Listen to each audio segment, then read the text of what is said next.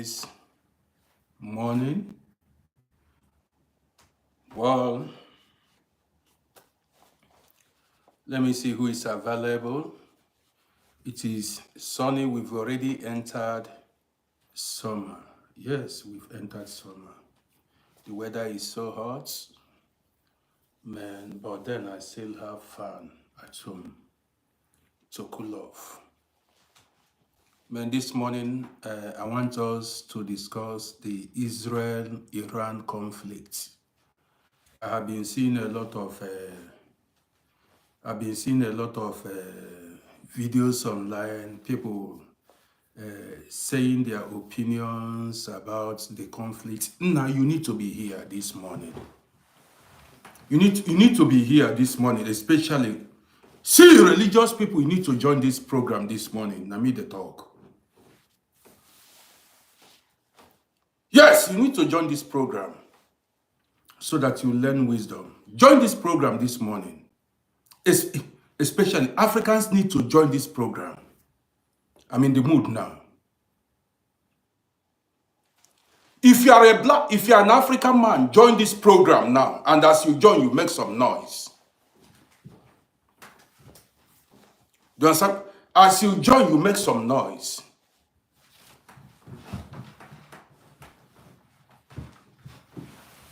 Here.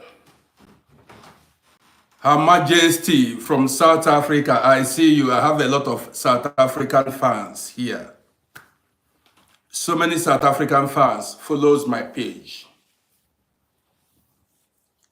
So this is another Queen from Australia. I see you big time. Robert Warren, Congo, I see you. This is going to be an eye-opener for African people. Are you listening to me? This is going to be an eye-opener for African people. So I want you to share this broadcast. Yayadin Ibrahim from Sudan, I see you big time. Yeah, so Robert Warren, I'm from Vienna, big time.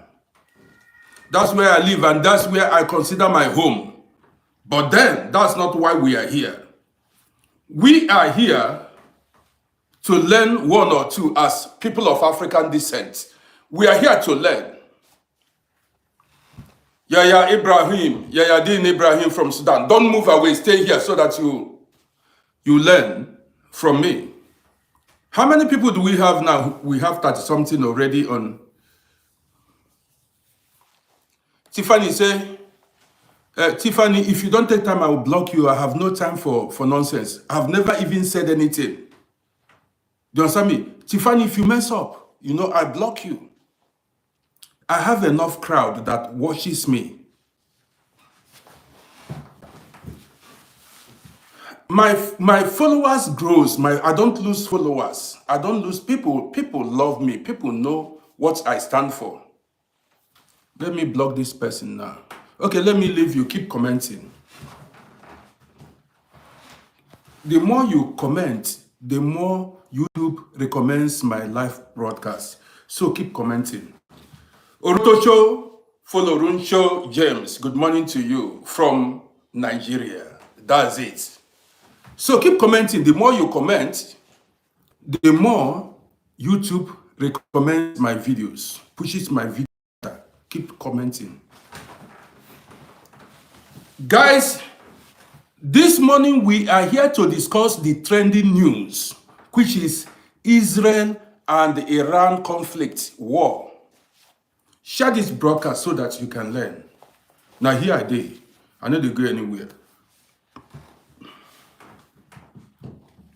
Do we start now or we wait a bit for more people to join us? Edis Jamo, greetings to you. Godfrey Ebwe, I see you big time. TikTok, Russia. If you are living in Russia, stay here. Anywhere you are living, stay here. I should wait a bit. Okay. 4 times, I see you big time. I do have 300 views, 400 views on YouTube. Wait, people are just coming. My guys are coming. When my guys come, you will see. You understand me? When my guys come, you will see. Now everybody need to share this broadcast. Pierre Bega, I see you big time. We know they make noise. We don't make noise. You get the gist now. We don't make noise. You understand me?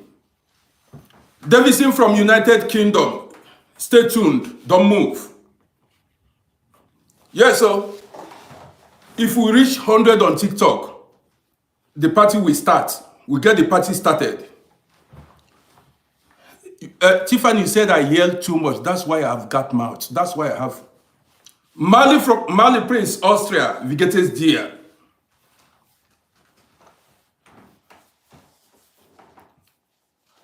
So now how many are we? At Giant, I see you big time. Mali's Prince. Okay. Mali. I have a lot of good friends from Mali, good experience. But I have a very good experience with people from Gambia. We rode together, we did things together. My Gambian connect. Some Gambian refugees lived in Vienna back then. Timbue, I see you big time. Some men, I had dealings with some people from Gambia. Men, some refugees, they were correct. I'm not gonna lie you. They no betray.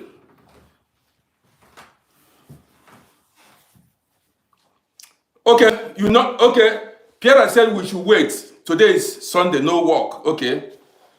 GNM, I see you big time. GNM, I see you big time. See, you know how I do my things. I run my programs without minding whose us is God. Whether you are a religious person, whether you are a Christian, a Muslim, a Jewish believer, an atheist for your pocket, we don't want to know. See, I'm here to say what's going on in this world, the reality on ground. I told you guys that religion was man-made. Wait, don't move. Now I want to start with, see, I was a religious man.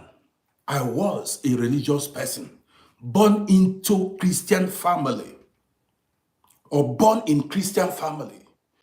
And I prayed and called everything, called the name of whatever. Until I came to Europe, my eyes opened. It was when I came to Europe that my eyes opened. Some of you that are living in Africa, you are still blind. You don't know what's going on around the world. Europe opened my eyes, to be honest. This world we are living in is about superiority, survival of the fittest. The strong survives and the weak dies off. Now I want to start by telling you, listen, I know a lot of Africans do not know this. They used religion to blindfold you guys. And religion, people, there are masters of religion. Man, in fact, I am boiling here. As you see me, I'm not happy with African people. We were scammed, we were deceived with religion.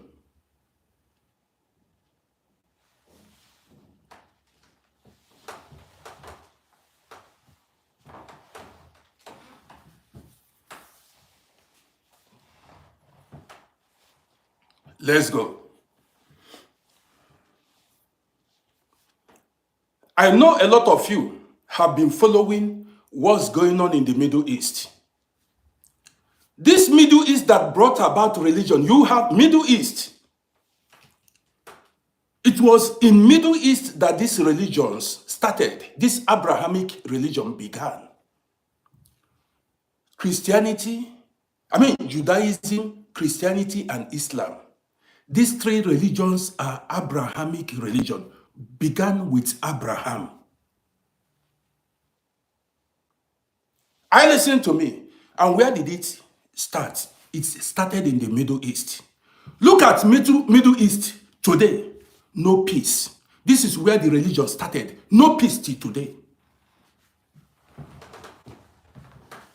Look at Middle East. That religion began. Up till today. No peace. And Africans cannot wake up. All what you see black people say is, Allah said, God said, this said, this said. I'm just getting started. To start with, I saw some Christians supporting Israel and some Muslims supporting Iran, African people. I saw some African Christians supporting Israel and some Muslims supporting Iran. I look at you guys and I found out you are all daft. You are not well informed. First and foremost, Israel is not a Christian nation. Iran is not an Arab nation. It's not Arabic nation. Iran. These are Persians. Number one. Israel. In Israel, what you see is synagogues. You don't see churches up and down like in Africa. You don't see mosques. You see synagogues in Israel. In fact, countries like Lebanon, Syria, and the rest have more Christians than Israel. There are even more Christians in Iran than in Israel. Many of you do not know this. Men have traveled. Go to Egypt and you see churches. There could be more Christians in Egypt than in Israel. I have traveled well. Even when I was in Egypt, I went to churches. We held, I'm going too far. See, all these African people that are, you see Muslims, every Muslim you see online is supporting Iran based on religion, religious affiliation. Every Muslim you see, to tell you how daft African people, just because of religion, you are supporting Iran. Christians, just because of what was written in the Bible, you are supporting Israel. Listen attentively. Now me the talk. First of all, listen. We know the look face. This Israel of today, these people you are seeing that are living in Israel today, these are not the biblical Jews, the Israelites that you read about in the Bible. Listen attentively. These people you see today, these people that are inhabiting Israel, you know, as a nation today, these are not the biblical Israelites. The original, the biblical Israelites, the ones you read in the Bible, were black people. Mark 10, I see you. The Israelites you read in the Bible were black people, dark-skinned people, like you and I. Victor, whatever, I'm not here to tell you lie. What do you know? Where have you gone? What do you know? Did you read the history? Now, these people you see, listen attentively. These people you see in Egypt today, these are not the Egyptians you read in the Bible. These are Arabs. These Egyptians you see living in Egypt today, these are not the Egyptians you read in the Bible. Pharaoh you read about in the Bible were dark-skinned people. Listen attentively. Egyptians spoke Egyptian language. They did not, the ancient Egyptians were called the Kemet. Egypt was called Kemet. Kemet. And they spoke Egyptian language, not Arabic language. Hold it there. You see the whole North Africa region, like skin people.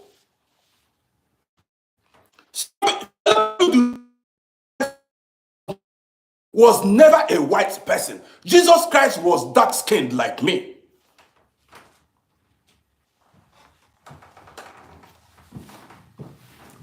They distorted the truth. They don't want you to know. I'm not telling you lie. Listen attentively, let me talk. I stayed in Egypt for a while. If you go to Egypt, you still see the real Egyptians, but they are very small in number, dark-skinned. Let me remember the name. Either they call them the Aswan or whatever. If you go to Egypt, that pyramid you see in Egypt today, that pyramid were built by black people. You will argue. So there are also pyramids in Sudan. I said it before. Okay, so why I am telling you this? Yes, the Nubians. There are pyramids, more pyramids in Sudan than in Egypt. If you go to these pyramids, I went there. I went to this pyramid. I saw mummies. All these mummies you see are all dark-skinned, black people. I visited the Sphinx, that structure with lion body and human face. That Sphinx has nose like hard, not has. Nose like African nose. Guess what? When the Arabs took over Egypt, they reconstructed that Sphinx. Go look the Sphinx. They reconstructed if you go to the pyramid, you see structures, statues with African features, like African face. What they do is they destroy it and reconstruct it to look like Arabs. That's what they do. Now let me continue. For those of you, I'm telling you what I witnessed. Nobody say go come. I went inside. I saw everything.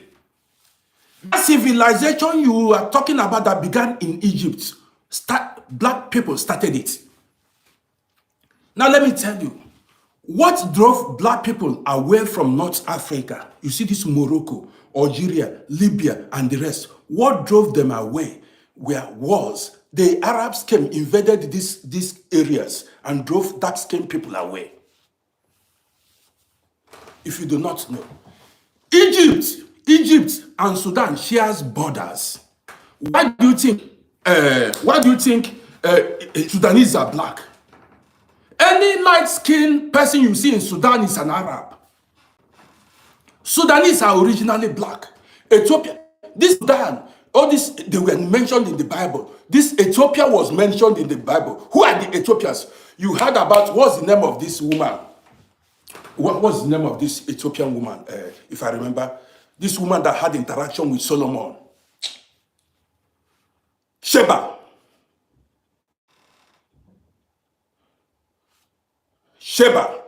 All these Ethiopians. Okay, why did was Solomon a white man? Why did Solomon have interaction with Queen Sheba of Ethiopia? Why do you think they carried some Ethiopians and named them Jews?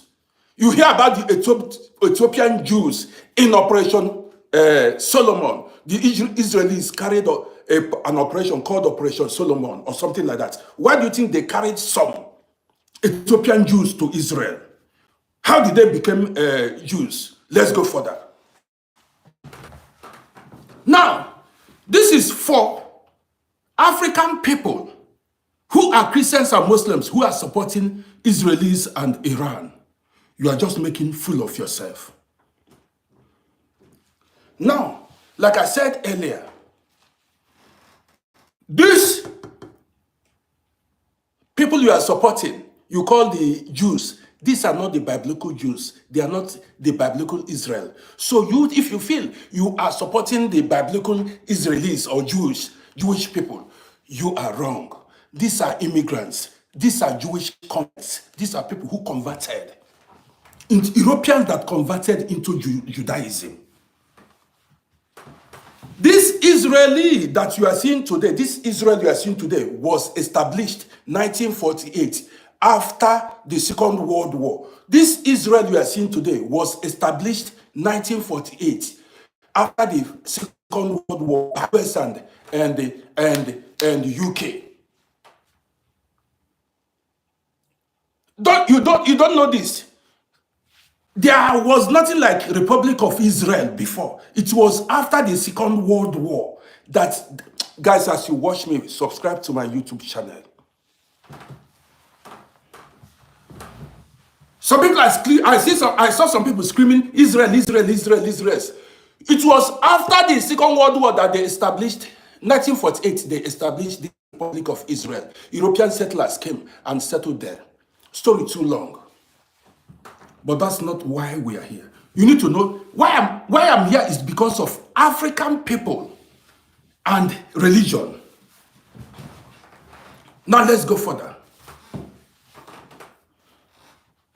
Now you've seen Allah or God or Jehovah don't interfere in wars. You see, when Israel fights Hamas, Jehovah did not come down from heaven. You see, Iran, Allah did not come to help Iranian people. What is going on is Iranian people are firing missiles, and what's it called? Israeli people are firing missiles. Did you see God anywhere? Did you see Allah? Did you see God anywhere? African people, I'm asking you. Did God come to help Israelis or Iranians to fight? You need to wake up. Now, what is going on now is military superiority. Now, who get voice? They talk. I saw a lot of people saying there's going to be shut up, which third world war? What do you know about the world? Let me tell you. And I saw some people make analysis, say, what did they say? China is going to help Iran. Russia is going to help Iran. South Korea is... If I catch all of you,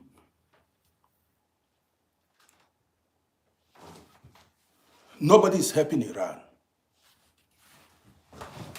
You stay online and you make, because maybe you're looking for... Nobody is helping Iran. Russia cannot interfere in this war. There's nothing like war. Do you know who USA is? Do you know US? What do you know? This is why I came out and said, Africans gather here. If you have no military might, you have no voice. USA has 5,044 nuclear weapons. USA have 5,044 nuclear weapons. Russia has 5,500 nuclear weapons. China has 600 nuclear weapons. France has about 170 nuclear weapons. India, Pakistan, North Korea has the list. Israel has about 90 nuclear weapons. Israel.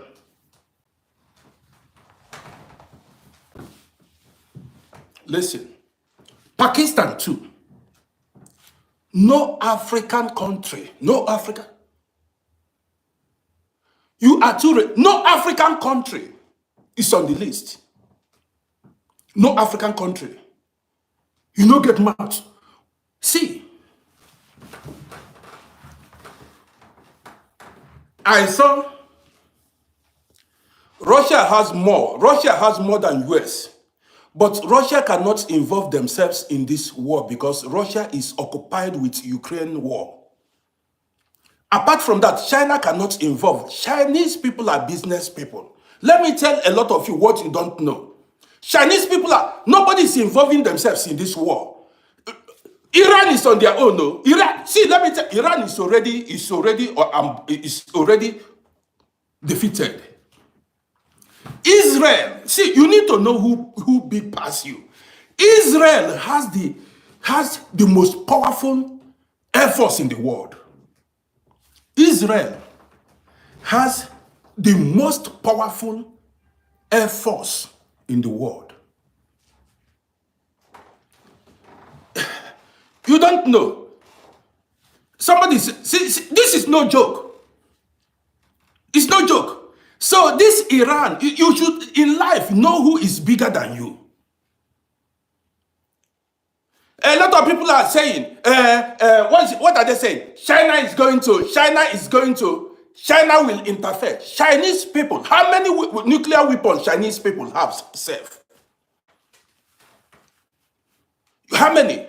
China, even Chinese people and Russia, they are happy that, okay, yesterday, Trump gave order to bomb 3 nuclear sites in Iran. Many of you don't know.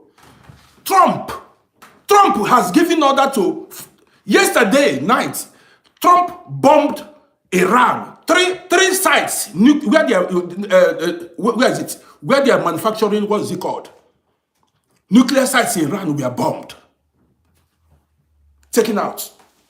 Oh yeah, call Russia now, call that North Korea to come. Call China to come and help.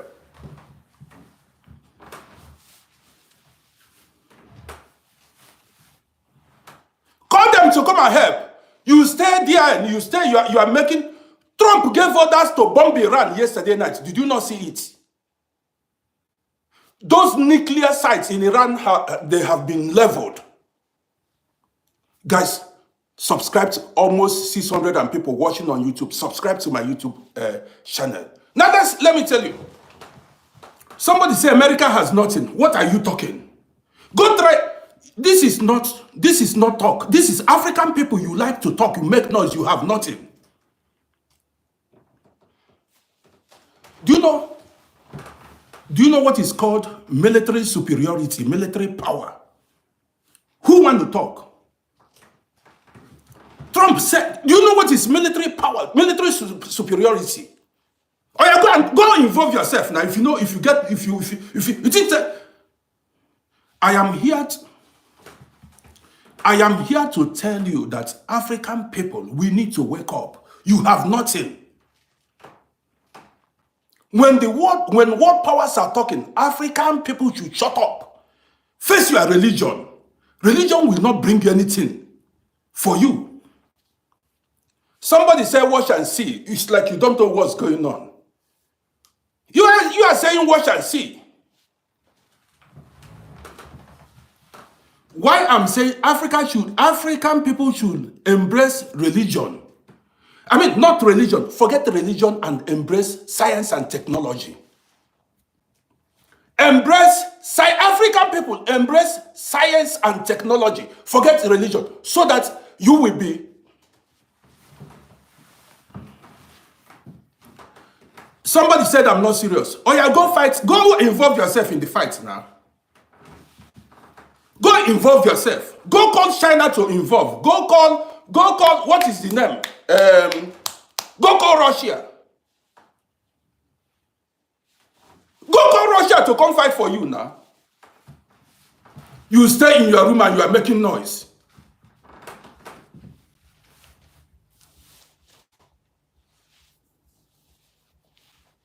Go call China to fight for you, or Russia.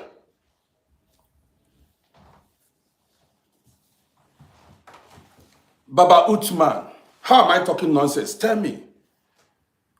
US bombed Iran yesterday. So you are saying now that China will leave their business and involve themselves in war. What? How? Tell me how now I'm talking nonsense. Or you are saying that, are you saying that Russia will involve themselves in this war? How am I talking nonsense? What is the problem of African people is religion. You support sides, you take sides based on religion, either because you are a Muslim or because you are Christian. And this religion has not helped Africa. Yes, all the Muslims are supporting Iran, all the Christians are supporting Israel. This is African people for you. And you have no business with Iran or Israel. You don't have any business with these countries. You support Iran based on religion.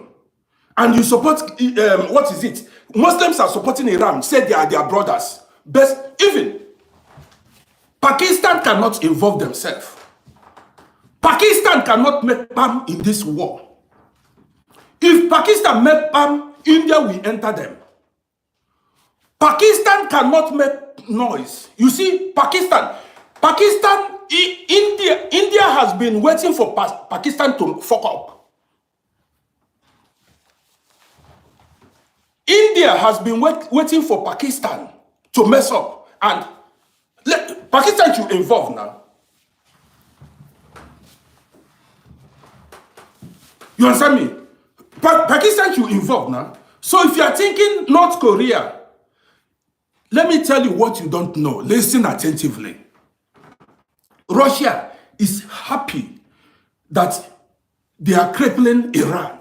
China is happy that they are destroying Iran's nuclear capabilities. All these countries you see, they are happy that Iran, they are crippling Iran's. None of them want Iran to possess nuclear weapon. They're there now.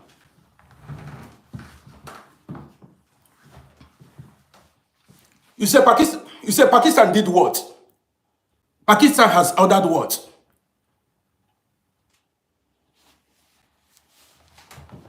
You think India is a small country? Even, let them try now.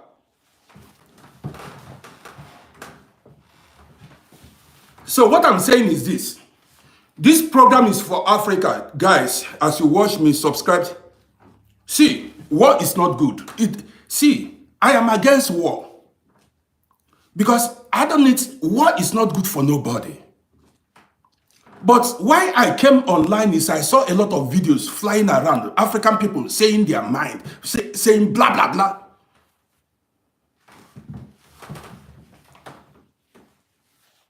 You see this war, first of all, Iran will not win it. You cannot fight allied forces. You cannot fight the West. This is the truth.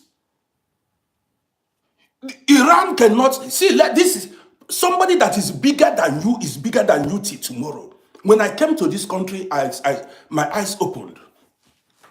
Why do you think they insult black people? Because we have nothing. If some countries involve themselves in this war, that's when you will know what allied forces means.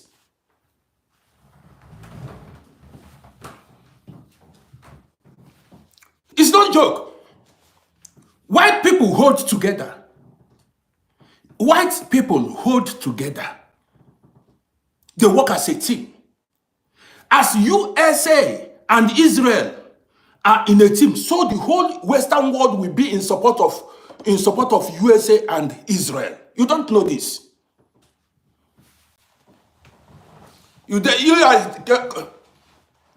Even this North Korea, I saw a lot of people.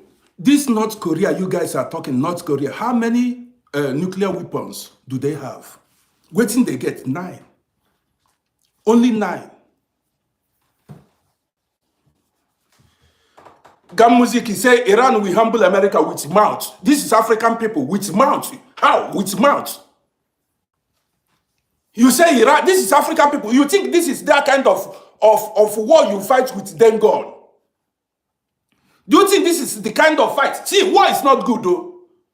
But the war has already, it's over. Did you listen to Trump this morning? Did you listen to Trump's speech after this? Did you listen to Trump's? He said, if they don't want to maintain, Iran should stay quiet and go for peace. If Iran failed to go for peace, now war is not good. Listen, the best thing Iran should do is to go for peace. I'm telling you, the best thing for them now is to go for peace. Peace talk, finish.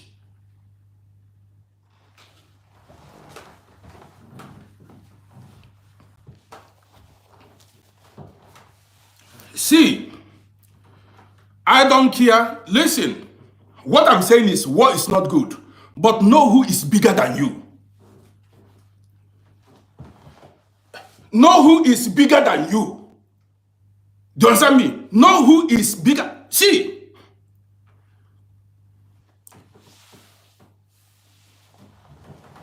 you see Israel. Israel is small but powerful. I'm not against, you see Israel. Israel and America are 5 and 6.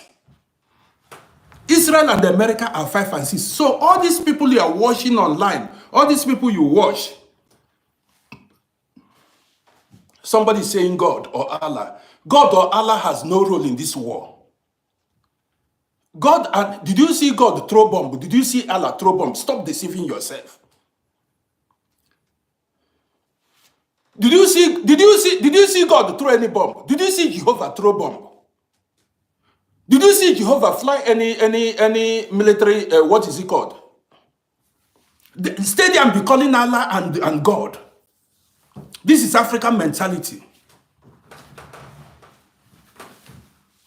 You think this is, see, this is not all this kind of war, land troop. What's it called? Land troop, land army. You know, do you know what Israel is doing? They go, they control Iranian air space. They go, they fly, they control Iranian airspace, air superiority. You see, America took off, bombed Iran. They did not even know this is a war. This is not this African carry gun, enter forest, be shooting at people. It has gone. It is not that kind of war that you carry gun and enter inside the forest and be shooting people. They don't want to sustain casualties. They go in the air and bomb you from the sky. Bam, case closed. You think this is this African, you carry rifle, they chase people inside the forest. All said and done, what you want is peace. But you see this war, Iran has lost it. Finish. Let them go for peace. And anybody that is thinking Iran cannot, somebody said, I saw somebody say Israel made a mistake by going into war with Iran. See, shut up your mouth, you know nothing. Say Israel made a mistake by going to war with Iran.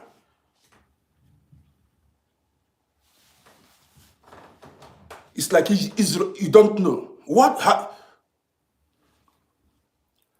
In 1967, how many days did you think it took Israel to dismantle Egypt, Jordan, all the neighboring countries that came after them? Israel, it lasted 6 days to end the war between Israel and Egypt. 6 days. This is not go come. This is not story. Go check it now. He says, see this one. You think this is Africa where you use all this you are then gone and panic people? You think this is Africa where you terrorize people with your then gun?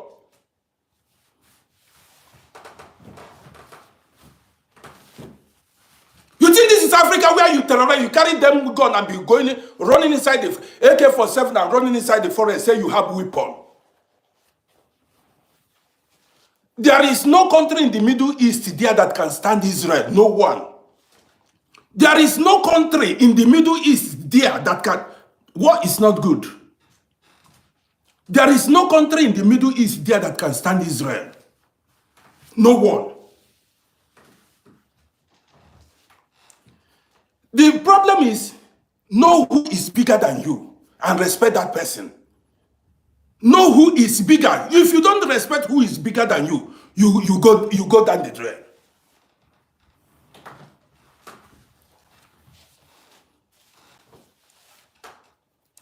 You make noise based on your religious affiliation. Hey. That's where it ends. So it ends there. Okay, let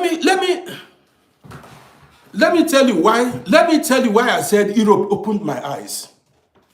If you have nothing in your hand, if you are not strong, there is nothing you can do. If you are not strong, military-wise, if you have no military mind, if you have no military strength, you make noise. If you first finish, you go sit down. The countries that are rich in military power will take you out. Do you understand what I mean? You are joking with America. Go ask Japan. What happened? See, I'm not supporting war. Japan, go ask them. Japan made noise. Go ask Japan what happened in Hiroshima. After that Hiroshima war ended, Japan removed hand. Joke with America now. Go joke with America. Go joke with America. War is not good, but respect who is bigger than you. Respect who is bigger. This is not you carry bomb for West. This is not carrying bomb in the West, entering forest. They go inside forest. They do. You understand what I mean? You they go. Know who pass you. That war has ended. For all of you saying Third World War, blah, blah, blah, blah, propaganda, that war has ended. Iran has been defeated. Nobody's fighting. If you want to continue fighting, we don't want fight, we want peace. I'm warning African people, don't go supporting any side. Think home. Go to school. Forget Christianity, forget Islam. Go learn science and technology. That is what will make the world respect you. Forget, religion brought us nothing. Religion brought us shame. We are nobody. African people are nobody. They know they don't even reckon with us. They don't reckon with us. Which country in Africa that the world fears? There is no country in Africa that the world fears or respects. What do you get? This is not eating fufu. This is not eating fufu. There's no country in the world there is no country in Africa. Only what you know is religion. Finish. You call on God, you call on Allah, you call on Jehovah, you call, finish. You have nothing in your hand. The only thing you know is to oppress yourselves. This one is saying South Africa.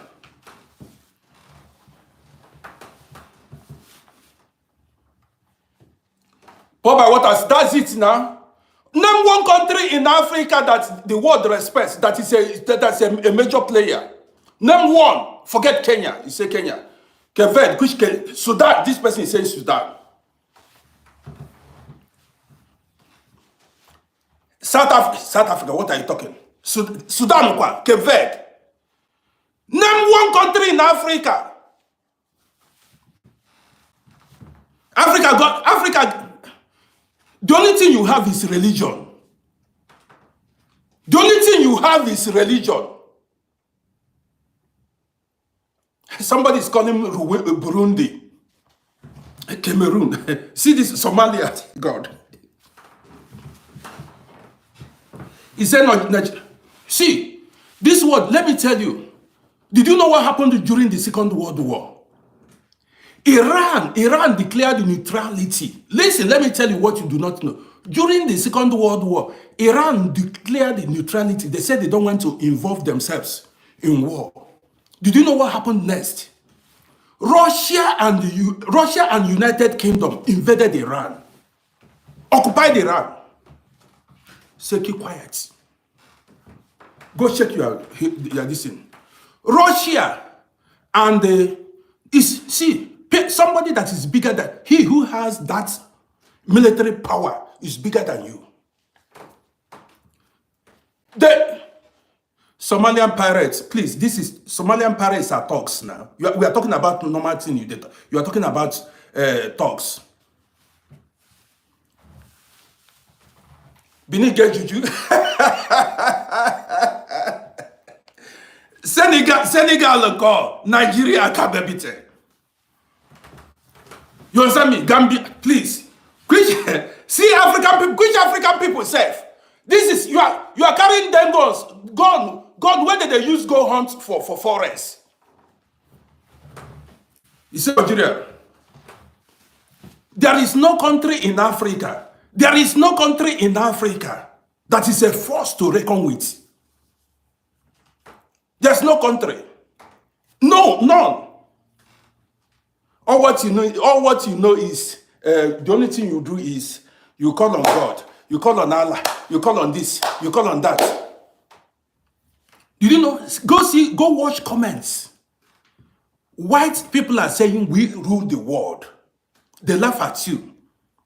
If you talk, they tell you they will wipe you out of the map. They will wipe you out of world map. They have the military power. They talk. The whole Africa, you get, what do you get? What do you have? You say Morocco. All what you know how to do is to oppress each other in Africa. You understand me? Even, guys, so many people are watching. I hope you are following. I hope you are subscribing to my YouTube channel. Let's reason together. I'm the one bringing the main gist. I bring the main story to you. Somebody says South Africa is strong. Or almost, how many people? 400 and something people are watching on YouTube. 4. Just Ethiopia. Somebody saying Ethiopia.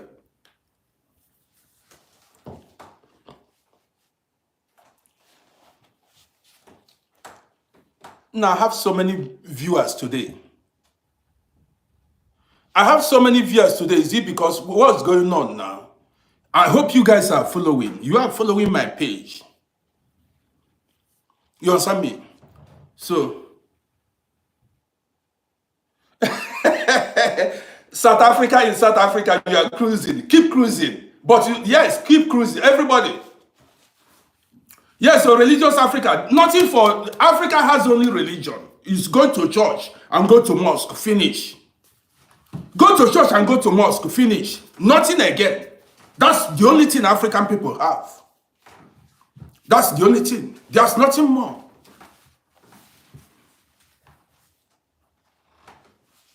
You understand me? Which country in Africa manufactures their own weapon? Which country? Tell me. Show me one country in Africa that manufactures their own weapon. Religious books did not teach you how to manufacture weapons. This life is all about science and technology. Which country in Africa manufactures their own? Do you only know how to eat fufu and drink alcohol? Finish. Not only fufu you know how to eat. Which country in Africa manufactures weapon? Which one? Name one. All what you hear from all these abada wearing men, all these pot-bellied man, all what they talk is they want to buy weapon from the West. The West are human beings like you. Which country in Africa manufactures weapon? Make their own weapon. Therefore, allow us to do Okamed now. That Okamed forgets head. We for use and develop. Which drones? Ethiopia, forget it. Uganda, you think manufacturing weapon is Goldsmith?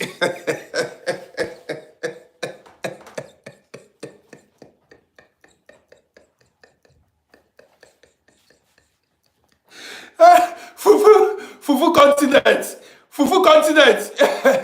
Africa is Fufu continent.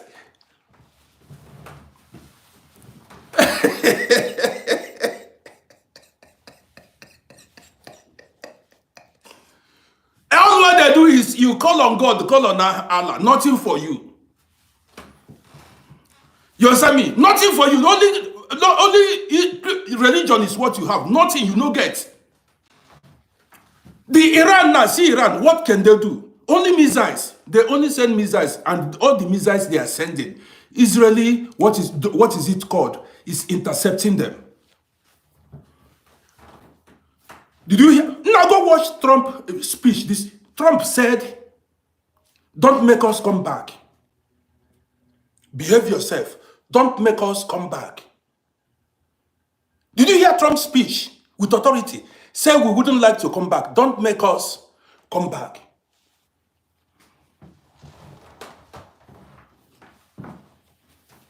You did there. Because you have access to mobile telephone.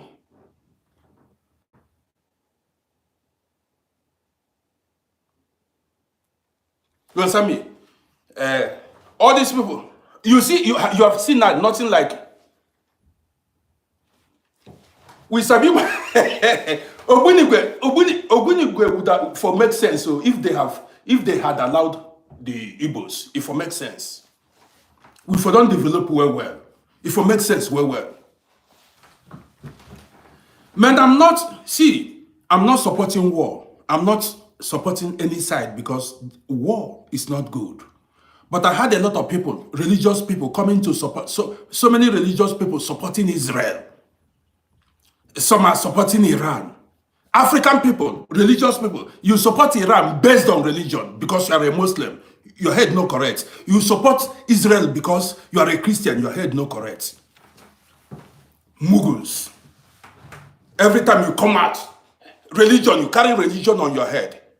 What has religion brought? You see it now. What? Look at nuclear countries that have nuclear weapons. When I read it this morning, I said, wow, no African country. None. Only Fufu you sabi eat. And the only another thing you know how to do is to oppress people. Nigeria sabi create content.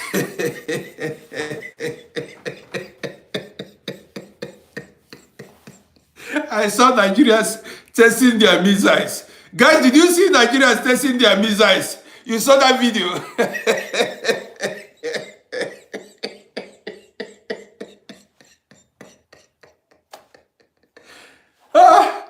Let me bring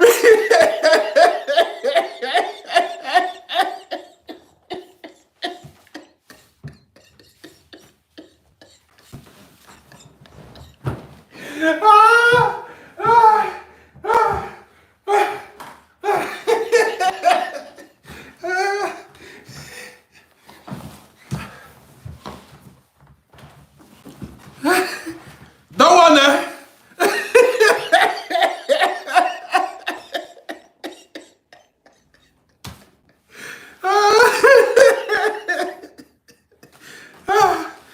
let me bring you guys up, Ujari.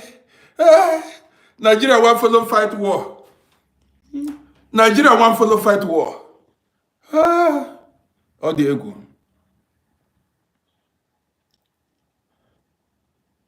Oh, moment. I brought people up. So guys, you can say your mind. Let me bring people up. Keep making requests. Now you can speak now. I brought you up. Ginger Lemon, be loud. Nobody's hearing you. Are you hearing me now? Yeah. Good morning. Uncle Reddy, first let me correct you. We produce cassava and plantain, okay? To make our fufu every day. We manufacture cassava and plantain. Okay. Anyway, Uncle Reddy, let me just say, okay, something you said that I follow. Okay, this week in the Netherlands, we are having a NATO meeting.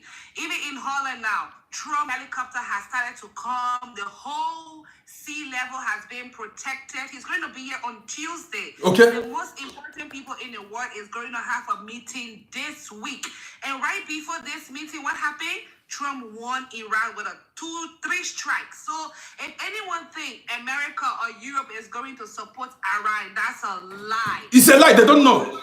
They don't know because Keep talking. Israel and America are 5 and 6. There is nothing Israel will do that America don't support. Yeah. Maybe Trump will not come out to say, I support her decision, but of course they were talking it back. Do you guys really think Russia is going to support Iran when he and Trump are also friends? They also communicate. Trump is also telling him not to bomb Ukraine anymore, or whatever they are discussing. You think Russia is going to support Iran? Do you think any of those Arab countries in the Gulf session is going to support Iran? If they were going to support Iran, they was going to do it long time ago to support Palestine. Yeah. They have never said anything. So you think to fight our superpower, you are not fighting Israel, you are fighting America. Trump said he needed 2 weeks to make a decision. Did he wait 2 weeks? He came out in 2 days with a strike. He didn't even waste time. He did not. He didn't even wait for 2 weeks and he hit them. So if Iran is so powerful, how come America entered Iran, destroyed 3 of their nuclear places, and then they couldn't even do anything, nothing. And then people are writing in a comment section saying Iran will destroy America. Forget it. Not at all. Not at all. So the thing about Africa, they don't even know what is going on. Just because they hear it's a Muslim country or it's a Christian country, they will follow and say, oh, free Palestine, oh, free Iran, oh, free Syria. Because why? Because they worship the same people. They don't even look. Do you think these people even care about whatsoever is happening in Africa? They don't care. Nobody respect Africa. Africa doesn't produce anything when it comes to war. There is no country in Africa that any Westerners or any Arab country can come out and say, I respect Africa. See, if I bring you in, please, you mute your telephone. If somebody is speaking it, mute your telephone. Yeah. So if you guys think, even this meeting, Uncle, you can Google it later, the meeting they are having in Holland. If you guys think this meeting they are having here is not concerning what is going to happen, Europe will never support anything else than America. And any decision, and what Uncle said, there are people in people, there are people who are superior. There are lots of leaders coming to this NATO meeting, but do you know that they are protecting Trump the most? Do you know over 1,000 people enter just to protect him? Do you know there have been 1.8 billion spent just for this Trump movement for a week in Europe? And you guys want to come and say America can't do nothing to Iran? Do you think Iran is even Trump's little brother? You can't even compare. So you guys have to know, fighting Israel is fighting America because they are 5 and 6. Thank you, Ginger. You come back again. You spoke well. The next person. Let's hear from the next, please. Hello, can you hear me? Okay, be loud, please. Okay, this is Rate, brother. Okay. Good morning. Good morning. I follow you and I enjoy what you're doing, most especially because our people doesn't know what is going on. I've served in the military for 11 years in Nigeria, and at least we know how war smells, right? Now we're talking about U.S. and Iran. People are using emotion to blackmail America and try to make them look little, but they are the bigger boss. Everybody knows it when it comes to power, right? Now, if you talk about America and Iran in today's war, for over 40 years, they have been chanting on the street, death to America. Death to Israel too. Yes. This is what they say. Yes. Is that not enough reason for somebody to go and stop the problem? When you see these people are lacking the full force to attack you. The full force is the nuclear energy, which they have been working on how to get. So if you allow the enemy to get that, it's a problem. That was why Trump said, strength before peace. It's a big language. Strength before peace. If Nigeria has been using strength before peace, we will not have Boko Haram today. And who is strengthening? Who is giving the Boko Haram strength? Okay, we are big. Who is doing it? Is Iran? No. The question we should ask ourselves: why is Saudi Arabia not supporting Iran? They are not. Even Jordan and the neighboring countries, they don't support Iran. Yes, I think it's different religions. Hold on, brother. I want to take you back to Nigeria. Something happened some time ago in Kaduna between the military and the Shia government. What happened there? The Shia government are just the tail of Iran. If you don't know that today. The Sunnis are the main government of Buhari and Buratai at that time. But when the Shia people enter the mosques in Kaduna, what do? They pray, dominate the mosques, and chase the Sunni out. If you don't know, go and ask. This is what happened in Nigeria. So when the government detected that, they tried to stop them. Zazaki refused. At the end of the day, the president have to give the order, and they have to wipe. That was why when they were buying people on the road, they have to go to Zazaki house and bring it down. So if you don't know what is going on in this fight, you will think it's about just normal street death to America. So we should just put our ears on the ground. You know that Boko Haram will lose their energy if they don't have people like Iran. They will lose their strength. Their backup is Iran. And if we decide to go into religious war, religious thinking, you go to Quran chapter 5, verse 51. It said, do not take Israel, the Jews and Christians as friends, that they are the friends of each other. So if you see Israel as one religion, and you see America as one religion, and one book from your main Quran say Allah said in your Quran chapter 5 verse 51 that do not take the Jews and the Christians as friends. It means Allah have united the Jews and the Christians already. So if they support each other, it's Allah that approve it. So that is the religious aspect. I want to keep out of that side. But on the street of America, on the street of UK here, people keep saying death to America. And you are telling them not to act fast. So America acting fast is the best way of preventing this attack on America. They have done the right thing, and as a leader, this is the best method you should follow. Strength before peace. Don't be weak. If you are weak, they will deal with you. God bless you, everybody. Thank you. I see you in the next place. So many people are making requests. Speak briefly so that I bring more. 8 people are waiting. Briefly, one after the other, please. Let's go. Your uncle, I wanted to say thank you, uncle. Thank you. Please, if you after speaking, you go down so that I can bring more people up. Please, if you speak Ginger, you can go down. I'll bring you up once more, please. If you so that I bring other people. Keep speaking, please. Yeah, no, what I wanted to say was that I think, of course, we all know that the US is stronger than Iran, but I think with the whole case of them deploying troops to go and actually fight on Iran, it'll be very unpopular whether or not we know they're stronger. So I think based on their own reputation and what the people think, I'm not too sure where we can escalate or what will happen from here. And even with that as well, I think for us as Africans, it's not really our fight necessarily. It's not our fight. That's the truth. Although, unfortunately, it's world events that always play out, which lead to situations like this. If it was going on for us, no one would even bat an eye, no one would say anything, and rightfully so. I think it's an opportunity where we can unite and use distractions to better ourselves. Like I'm seeing Nigeria get involved, I'm seeing other countries in West and East Africa get involved. But at the end of the day, is that needs to focus on home. Thank you. Let's hear from the next, please. After speaking, go down so that I can bring more people in, please. If you make your point, you go down so that I can bring more people in. Let's hear from the next, please. Thank you very much. Sir, I heard you talking about the nuclear power and war and some other things. If we are talking about powers and every other thing that have to do with war, we Africa should not be involved. We shouldn't be even talking about it. Because we Africa, we are left behind. We are not even, we are not part of this world. No, we are not. Because the only thing we know how to do is to create content, embezzle money, and when other civilized countries are making progress, we stay behind and criticize. Or are joined whatever they are saying, or we support, it's either we support or we oppose whatever they are doing. But when we are talking about being developed or being anything concerning technology, we Africa, we are no longer, we are not part of this world as of now. No, we are not. We are just looking for a way to be reborn. If it's possible for us to be good, but Christianity and anything that has to do with religions has really eaten deep into Africa that, in the sense that we can no longer, I'm not even seeing Africa growing up in not in 100 years' time. No, not at all. That's what I have to say. Thank you. Please, after speaking, go down so that you go down so that I bring more people in. Please, the next, please. Okay. What I'm going to say is this. Okay. Go ahead. We are listening to you. I have listened to everything you guys have been saying, but I want to make you guys to understand one thing.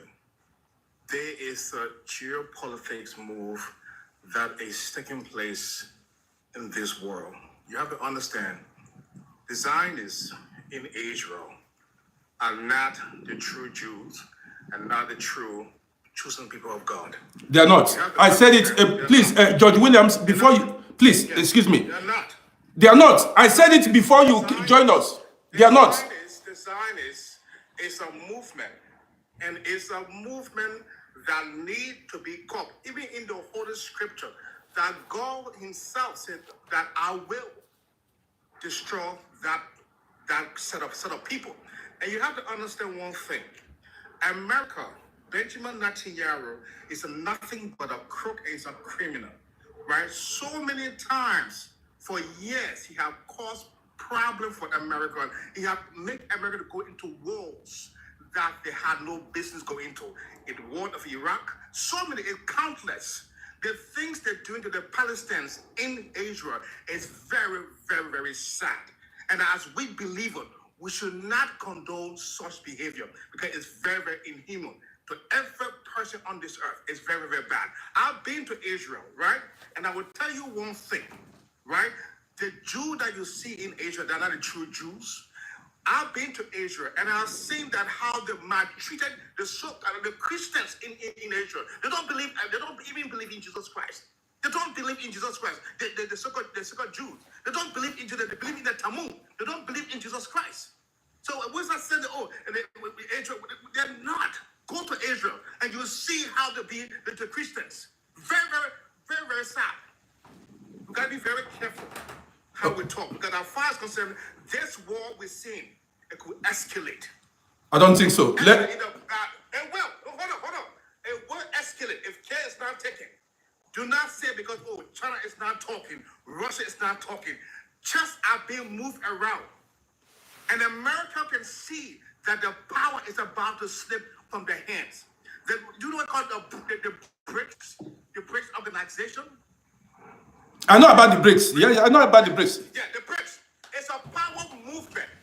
And Iran is the only country in the whole of the BRICS that do not trade in dollars.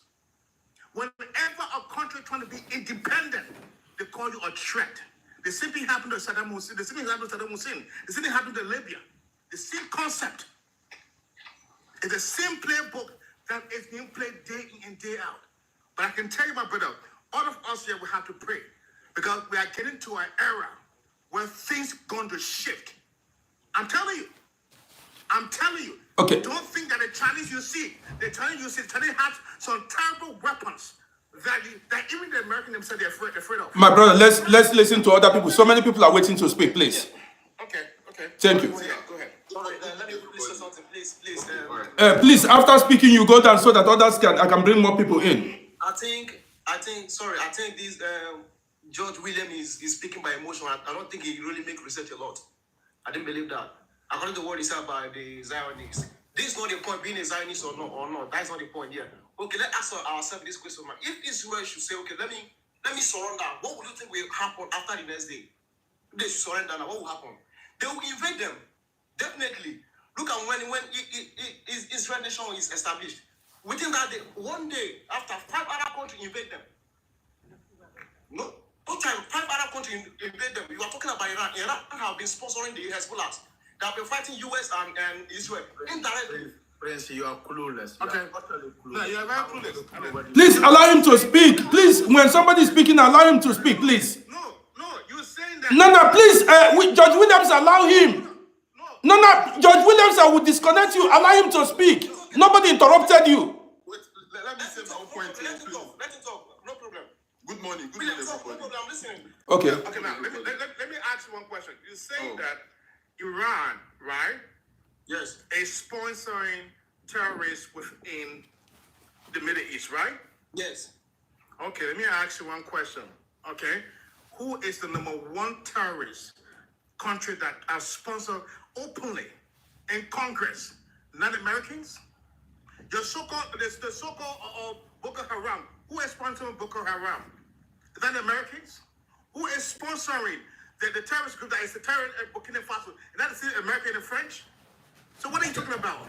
Good morning, please. What are you talking about? What are you talking about? Arguing, please. The biggest terrorist on this earth is America and George, please, it's enough. Let's hear from another person. We are not fighting. It's not by shouting, bro. It's not by shouting. What was he? I think Go you to should your go and research. read. Okay, let me disconnect him. Let me disconnect him, please. Bro, you are speaking out of emotion. No, I've disconnected him. The next, please. Good morning. Can you just moderate and let us know who speak next? I've disconnected the guy. Everybody. One person one after the other. Now let's hear from Dream Luxury, please. Say your mind. Dream Luxury. That's good morning, everybody. I just want to say thank you for making this platform for us to hear our view and to probably prepare ourselves and to be conscious of what the world is turning into. So I understand the fact that we have different views about what's going on and what's happening. Honestly, we just need to prepare ourselves and wake up call. So my own view about what is happening is concerning a brother that says that Africa are sleeping, Africa are not doing the right thing. Honestly, if you look back to history, you will understand that Africa, for a long time ago, I don't know if you heard about this Parliament treaty that Africa have signed. that prohibit all Africa from holding or creating any weapon. There is no way any African countries can hold any weapons or probably create or anything. So they've signed a treaty along. If you go back to 1888 or 1996, you see what African government worldwide have signed not to create or hold any weapon. It's not that Africa are dumb or they don't want to hold any weapons or create anything. It's just that these people, the Western countries, have been far ahead of us. We've sold our birthright. We've sold everything. That's why you see when Gaddafi came out, they seriously take him out. When Malcolm X came out, was trying to fight back, they take him out. So this thing is just bigger than what you and I are seeing. Every countries are just making moves. Yes, Africa, we don't have anything to fight for. We are just where we are, honestly. So the only thing that is just opening for us is just for us to prepare ourselves. Because believe me, if this thing, to me, I feel like not in 5 years' time, the world will go to World War III. Believe me when I tell you that even the Russia, the China, and every other countries, they are watching. They are not just sitting down. They are preparing themselves. They are just, you see them doing these things. They know what they are doing. So honestly, for us to start arguing Africa is here, Africa is not doing this, Africa is not making, that's not true. Honestly, I understand that Africa is corrupt or we are not taking what is necessary very serious. But see, there is nothing anybody. If any African country stand up to say we want to do this, 5 seconds. Almost all the African countries, they all have U.S. military base in all African countries. In Ghana, in all African countries, they have a U.S. military base there. So what do you want to do? Anytime make you just raise your up like this, you are gone. It's finished. So we don't have. So let's hear from the next, please. Thank you. Thank you. Please, Dream Lottery, you can go down so that I will bring in more people, please. Thank you. Hello. Host, who is the next? Who is the next? Now you can. Who is the next to speak? Hydra. Let's hear from you. Well, thank you very much. Thank you very much, brother. Emilad, you come next after Hydra. Hydra, please. Yes, thank you for setting up this platform. I think personally I appreciate that you invited me. I put out an audio on my content. I hope the Iranian would see that because I believe that what has happened last night with Donald Trump, I wouldn't say the United States or Washington, because Americans, majority are against any actions U.S. Army should get involved in this game.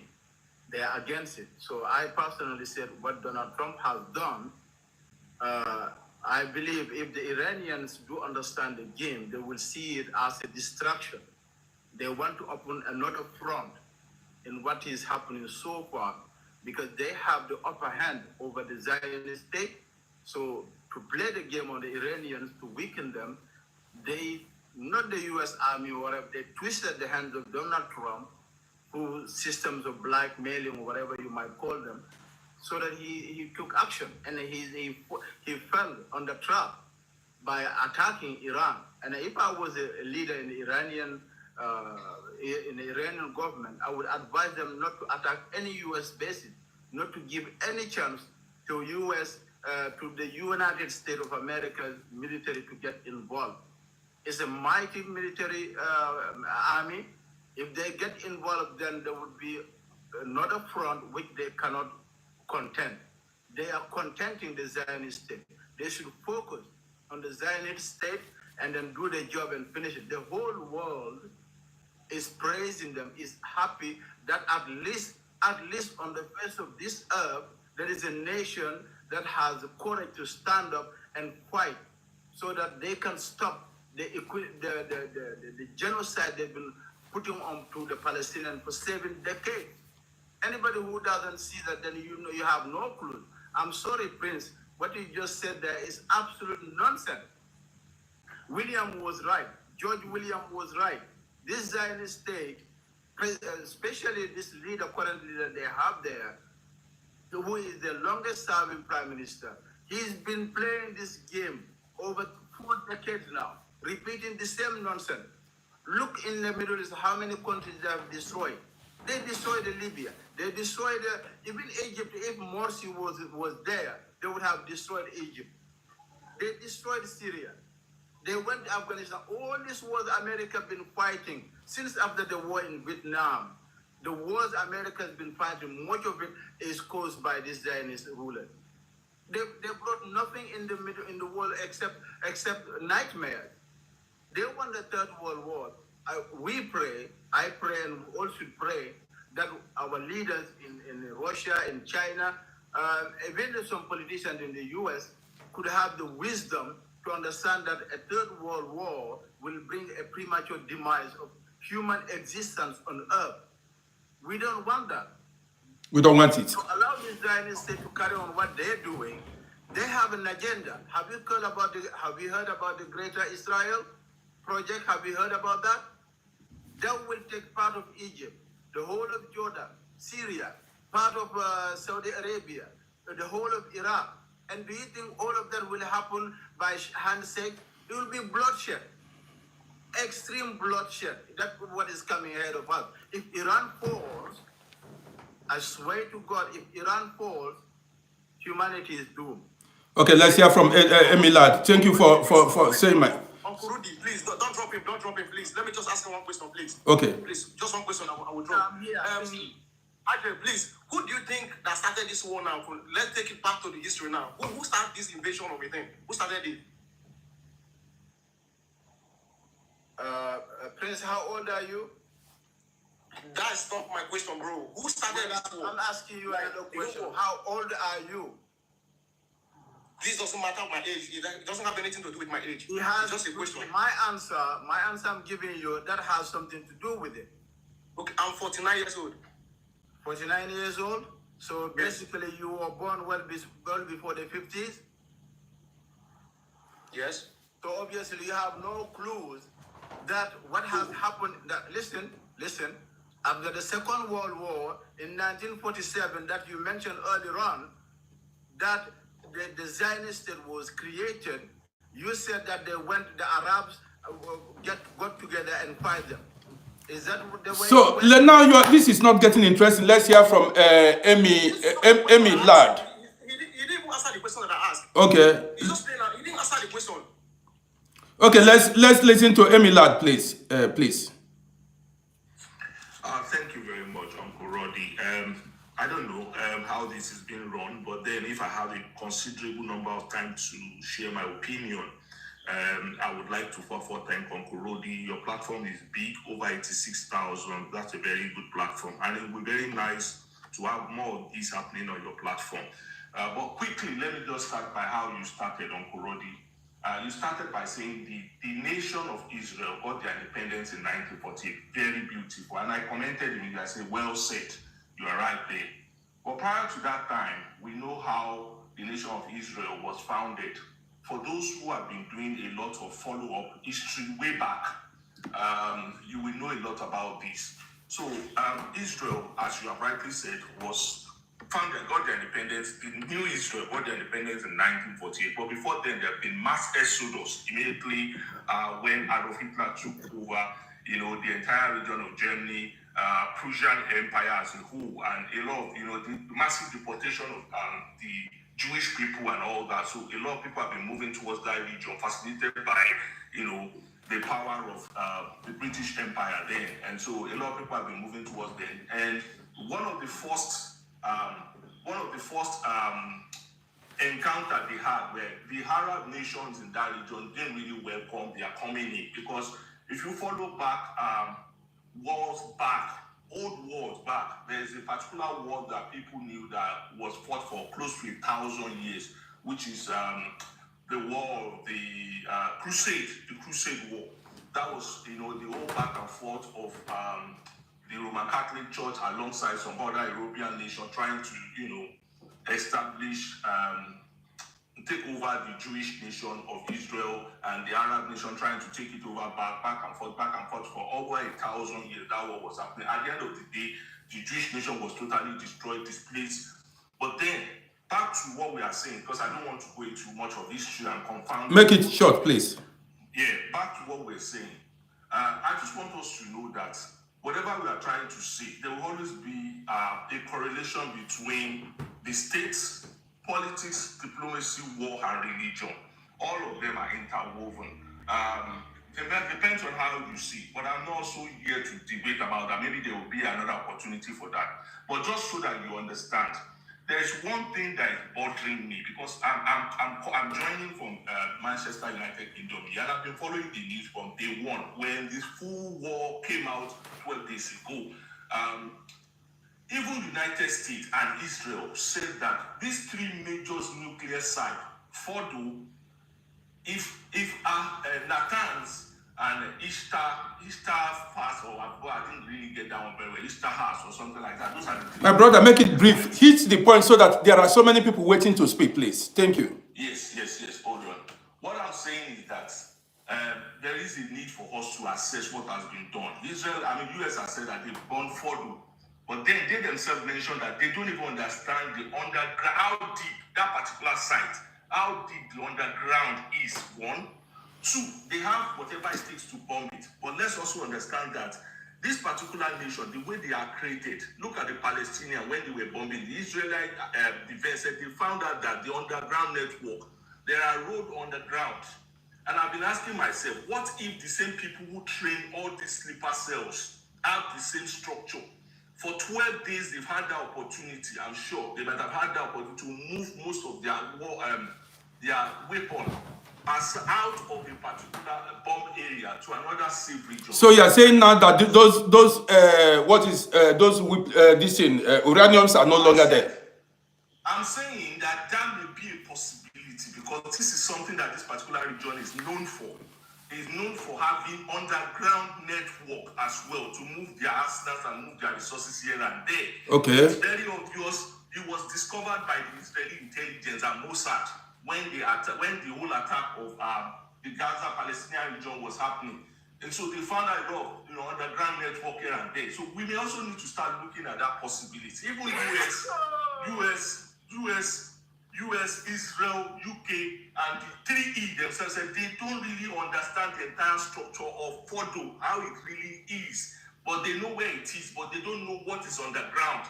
So those are possibilities. And when you are talking about Iran, there's one thing Iran has made clear from time indefinite, and that they don't want the nation of Israel, and they are all out to exterminate that particular nation.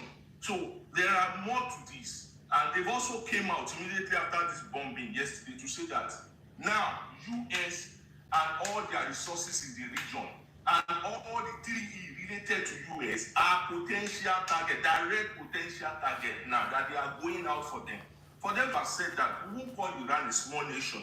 I want us to look at all this, and I will leave it for now in case other people have something to say. I've not been able to articulate all my thoughts, but I have a lot I want to share on this topic. Thank you. Okay. Yeah, Mr. Roddy. Okay, we are listening to you. Uncle Roddy, well done, Well done. I greet everyone on this platform. Okay. Yeah, Uncle Roddy, our people used to say that it is the beginning of a fight that but no one knows how the end is going to be.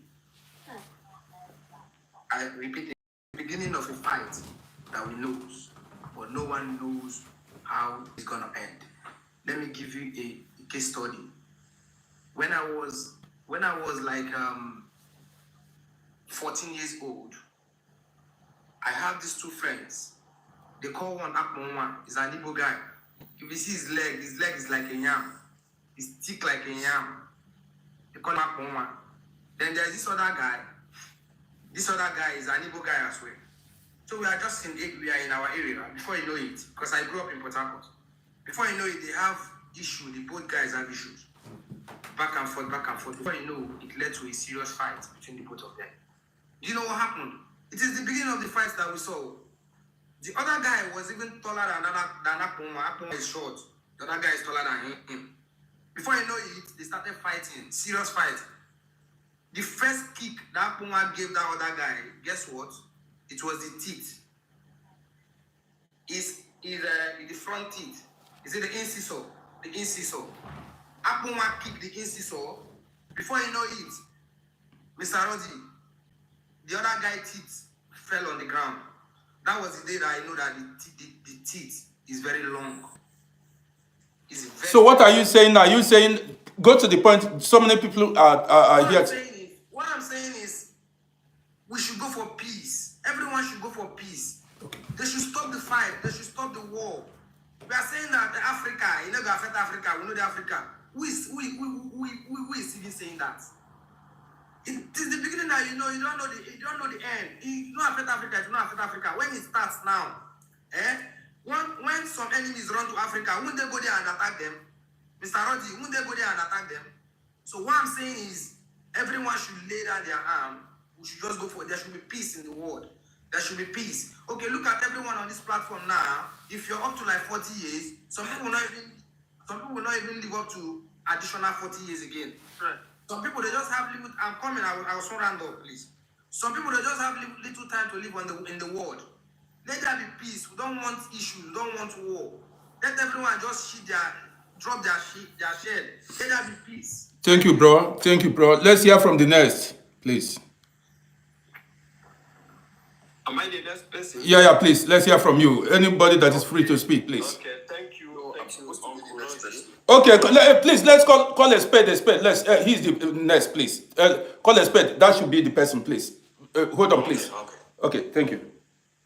Okay, me, and I don't understand why everybody is rushing to speak, but the thing is, I understand that everybody have their emotion and passion and things to say, okay, but we should not be jumping the line. My own take is very simple, right? I'm an African person, and looking into history of Africa and how we have been neglected by all these foreign powers and enslaved. I don't really have much passion wanting to talk about them, but you cannot do anything because these wars, they somehow affect us directly and indirectly. So my take on this as an African person is we have to look at the history of this whole thing. We have to understand what is going on, and because for you to solve a problem, you have to get to the root of that problem first. You have to understand the effect of neocolonialism in Africa, in the Middle East. You have to understand the movement of Islamism, because some people want to blame the West and blame the Jews. They just see the Muslims and the Iranians and the Middle Easterners as the victims of Western imperialism or Zionist imperialism. But they don't understand that the Muslim world themselves also are imperialists. You understand? Good. We are also, say it louder, please. Yeah, I say they don't understand that Muslims themselves are also imperialists. It's just that they no longer have the power to project their imperialistic agenda in the world. It seems like they are the good guys. If you travel back 500 years ago, Muslims are rampant that they no longer have. What is going on? Please, if I bring you in, mute your telephone, please.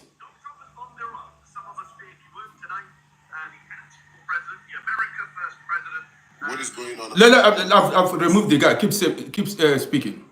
Okay, so some people don't understand that Muslims themselves are also conquerors, invaders. Anything these people accuse the West and the Jews of doing, they also do the same thing, and they don't have problems with it, right?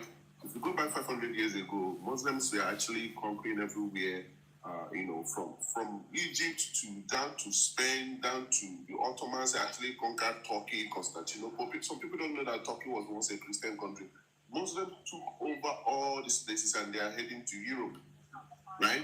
So anybody that wants to portray Muslims as the victims or Iranians or this Salafist Islamic movement as the victims of Western imperialism, that person should better wake up, because that person don't know what they are talking about. So neocolonialism, on the other hand, is a war on resources. We see the US and their allies rampaging everywhere they can. Africa, taking Omoni, mute your telephone, Omoni, please. Mute your telephone. Keep talking, please, brother. You have a point. Can you guys mute this because it's causing echo here, please? So we can see the effect of neocolonialism in every part of the world. We can see it in Africa. In fact, we Africans, we don't even have our self-autonomy. There was a brother that came on and he said that we Africa, we are not a deciders of our own destiny. We don't have self-determination.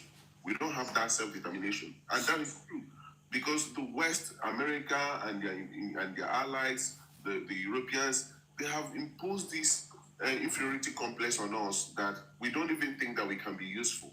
They give us this mentality that without them that we cannot survive.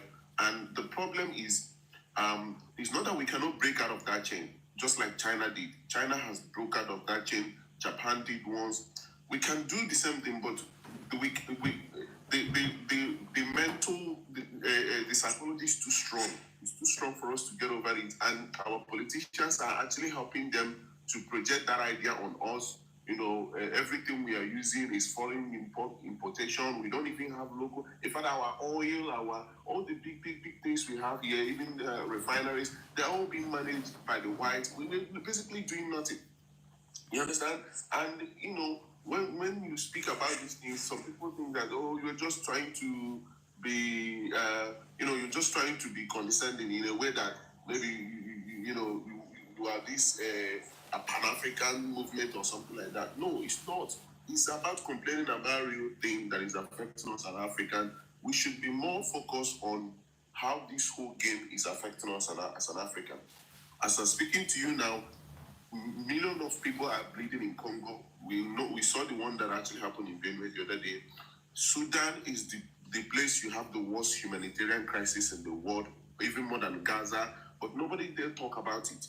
You don't see it in the news because it doesn't make the news. It's African people. We are not even being seen as average human beings by these, Westerners. They're just leveraging our passion. You know, if you are an African and you're living in Europe and you are pro-Israel or pro-Gaza, they will be using you. They will be fronting you as if they are supporting you. They're not. Immediately they achieve what they want to achieve, they will dump you. So we Africans should be more focused on discussing things that matters to us first. People, I see Africa arguing over Gaza and fighting over Israel, but the place you have the worst humanitarian crisis, even more than Gaza, is actually in Sudan, in Africa. And nobody dare talk about it. It doesn't make the news, it doesn't make the headline. Because we Africa, we don't know how to give voice to our own problem. You see these Muslims, these Islamists, campaigning, shouting everywhere, and you want to go and jump the bandwagon and join them in shouting that. Are you okay? The people that wants to enslave you. Many people don't understand that Muslims themselves wants to actually to enslave you because their religion endorses that. If you know anything about Sharia system, equality does not exist there. They don't have this idea of equality. You are being treated according to your religion. And many people blaming the Jews and blaming the Zionists. Do you know how many years the Muslims and the Christians lived under Islam as dhimmi? You know what is dhimmi? Dhimmi means an inferior, a second-class citizen. That's what Islam does to you. Once it dominates you, if you're not a Muslim, they reduce you to dhimmi. You become a second-class status in the society. They give you rights. You don't own any rights. They tell you how you have to practice your religion. They give you laws and stipulations you have to follow. If you don't want to follow that, then you face the consequences, and that is they will unalive you. I'm not making these things up. The Jews and the Muslims, the Christians lived under this system for 1,400 years until the last caliphate of Islam was defeated in 1918. So anybody that is blaming the Jews for returning back to their ancestral homeland, for the people that say the Jews are not the real Jews, they are the white Europeans, I don't give a flying F. If a Jew wants to accept a European man as a fellow Jew, that's his problem. Nothing concerning about that, right? Let me come in now. Colin Spade, you spoke well. Many Africans don't know that Arabs enslaved Africans. The Arabs enslaved Africans for over a period of 1,200 years. Many people do not know that. And I've been saying it here. So you see African Muslims supporting Iran because they are Muslims. You see, many people do not know that even Arabs enslaved African people for a period of 1,200 years. They don't know it. In fact, the transatlantic slavery you have was actually from the Europeans discovered it from the hands of the Muslim. Let me give you a little history. I'm not going to go deep because of time. When the Europeans discovered America in the 1400s, they say Christopher Columbus discovered America. We don't know if it is true or not, but when they discovered America in 14-something, they saw that place was a very big, vast land. They don't know what to do with it. They say, okay, we have to start farming here, but we don't have the power, we don't have the resources, we don't have the manpower. How do we cultivate this big land? They started exploring. They came to Africa to look for labor, but they don't have this idea of enslaving somebody. They wanted to hire laborers and rotation. So that place was a very big. Call a spade, make it because so many people are waiting to speak. Please, call a spade, please. Make it brief. Conclude. Call a spade, please. Okay, we have to start Call a speed. Please conclude. So many people are waiting to speak. So many people, please. Okay, sorry. I'm actually hearing my voice on the background, but I'm sorry if I'm taking too long. But I just want to give a little bit of context to, like, especially people that want to condemn the West for slavery and everything. The thing is, it all started with the Muslims, and like I said, the Europeans discovered America and they came to Africa to look for labor. They landed in Morocco. They wanted to hire laborers and ship them there to work. Then they now saw the Muslims, the African Muslims that are now enslaving other Africa. It's called trans-Saharan slave trade. Google it. They now saw Muslims enslaving other Africa, taking them to the Arab world. They now started. So, my brother, let's listen to another place. Thank you so much, because I don't want it to look as if it is a religious program, because there are everybody here. We are not. It's not Christian and Christian and Muslim fight. Let's hear from another person. Thank you. It's not. Yeah, thank you. Thank you. Okay, host, I think we should go in line like that. Okay, please, let's hear from the next, please. Okay, sir. Thank you so much. I know we are not discussing religious war, but the fight is somehow related. That is why we keep. Hey, brother, please mute, sir. Please, if you are not speaking, you mute your telephone.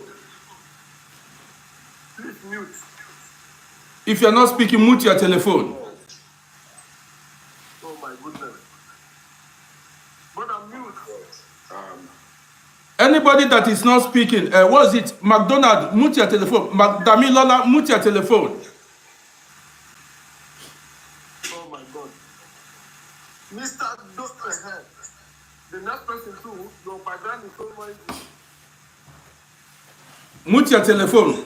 Mr. Massa, can you mute? Mr. Massa.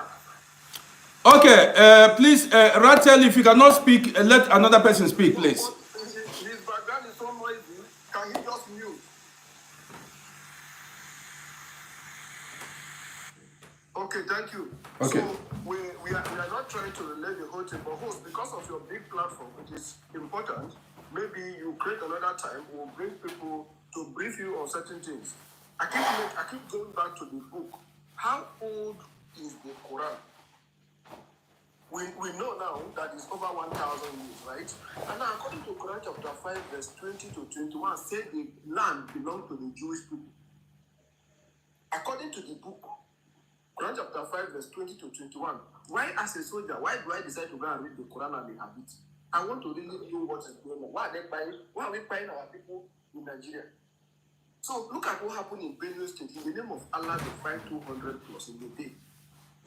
In the name of Allah, we have lost more than thousands of people in Benue State. So I have to quickly go and do this research on my own. So I discovered in that book that outside Nigeria, it is there. Then if you go to Quran chapter 9, verse 2, where it says, find those who do not believe in the Allah and the last day until they humbly submit themselves. Then if you go to the tafsir of that chapter, it said that bring them in chain if they refuse to believe in Allah. Then if you go to the Quran again, it said, to the Hadith again, it said, until the Jewish are pie out of this world, that the last Jewish person will hide behind the tree and say, oh, believers, come and pie me. That is why the world will come to an end. That is the promise. And Iran they came out openly to say, okay, don't want these people to exist. So we try to relate it with what they believe and their actions. So if you do your research properly, you will discover that they are not really fighting to dominate anything. I want to say something again. Host, take note of this. You mentioned something about slavery, and I want to take you back. You know that Muslims came to Nigeria before the West, right? They came first. And do you know that the Prophet Muhammad himself sold 2 black Africans for 1 Arab man? The reference is in the Hadith. Him himself as a prophet, he was doing animal to animal business. Then he sold 2 black men for 1 Arab man as a business. So this thing has been there for so long. Now I want to tell you something. They took a lot of people from Africa. Now the question is, where are the black Arabs? What happened to the people they took from Africa? Today we have the Jamaicans, we have the Black Americans, and the rest of them. What happened to the Black African that they took from Africa to the Arab? So it's another question we are here to ask ourselves. So concerning this particular problem, we see people, the head of the snake is Iran, and we've seen Boko Haram in Nigeria doing the same thing, just like the Hamas and the Hezbollah. So if we have seen where they are getting their strength from, and somebody is ready to stop them, now we should be happy. So I believe once Iran is stopped, the other branches like Hezbollah will relax, Houthis will relax, Hamas will relax. The same way Boko Haram will rest. So I am Okay, let's hear from the next, please. Thank you so much. Let's hear Russell. I've heard you. Let's the next, please. Okay. Uncle Rodi, thank you very much for this your platform. I came up because somebody asked me why Iran is not eligible to have a nuclear weapon. So I wanted to let the person know. 1968, so signed a treaty that they don't want to, that they will not have a nuclear weapon. So as of today, the status is still valid, but they are having uranium activities in their facilities. So they are indirectly producing this nuclear weapon, and US as a number one in the world cannot be number one and watch this country that is officially known as a terror-sponsored state to have nuclear weapon. The war is not about religion, or it's not about Christian or Muslim. Israel is not even a Christian country, and Iran is not a Muslim country, to be precise. But African people, I don't know if all of us, I don't know whether we believe that the war is all about, it's a religion war. It's not religion war, it's science and technology. So I just want to let the guy know that as of today, the statute remains valid that Iran is not eligible to have a nuclear weapon. It's not eligible. Because if you allow them to have this nuclear weapon, they may wake up one day and destroy the whole world. They may wake up one day and destroy the neighboring states. They may wake up one day without anything, destroy Israel and other neighboring countries. The fact is there. You don't just give a nuclear weapon to a country that can just decide to wipe everybody out within a twinkle of an eye. So that is just the point. So we should leave religion out of it. Anybody supporting Iran in the name of religion doesn't know anything. It doesn't know the fact. Because that is just the point. So that is why I just decided to let the person know that the statute is still the same. As of today, they are still non-nuclear states. So doing anything that has to do with nuclear weapon is out of it. It's non-compliance to that threat legally. So this is, I just have this weapon to make. There is no other thing to say. Thank you so much. Let me drop you. The next can speak now, please. Thank you. You made a valid point. All right. Thank you, everybody. I really appreciate Uncle Rodi. Thank you very much for this opportunity. First of all, if we are talking about peace, what do we mean by peace? If there's a war going between two countries, we speak to the first country, we speak to the second country, bring them together to a negotiation, and they agree. Ceasefire. That's what they call peace, right? If Israel can possess a nuclear weapon, what doesn't give the same right to Iran to possess a nuclear weapon?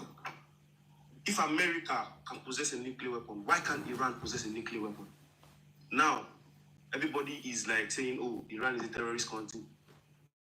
In history, America has sponsored more war than any other country in combined. Afghanistan, Iran itself, Pakistan, every other country, they've sponsored superior. They want to be the boss of who? Be the boss of your country, not other countries. Now, who attacked first? Iran, Israel attacked first. They attacked them first. Iran never attacked nobody. It's a freedom of speech. If they're saying death on Iran, everybody has their own people to say whatever they want to say, as long as they does not make any threat to no countries. You're saying Iran is sponsoring the Boko Haram and all these things. If they can state proof. You can't just accuse a country of doing something if there's no proof. And meanwhile, Iran has opened their doors for the people that want to investigate if they have nuclear weapons. And guys, don't forget, their mineral resources alone is up to 25%, just ordinarily, without getting anything done. Just their pure mineral uranium is up to 25 to 30% already made nuclear weapon without not doing anything. Nothing done, no.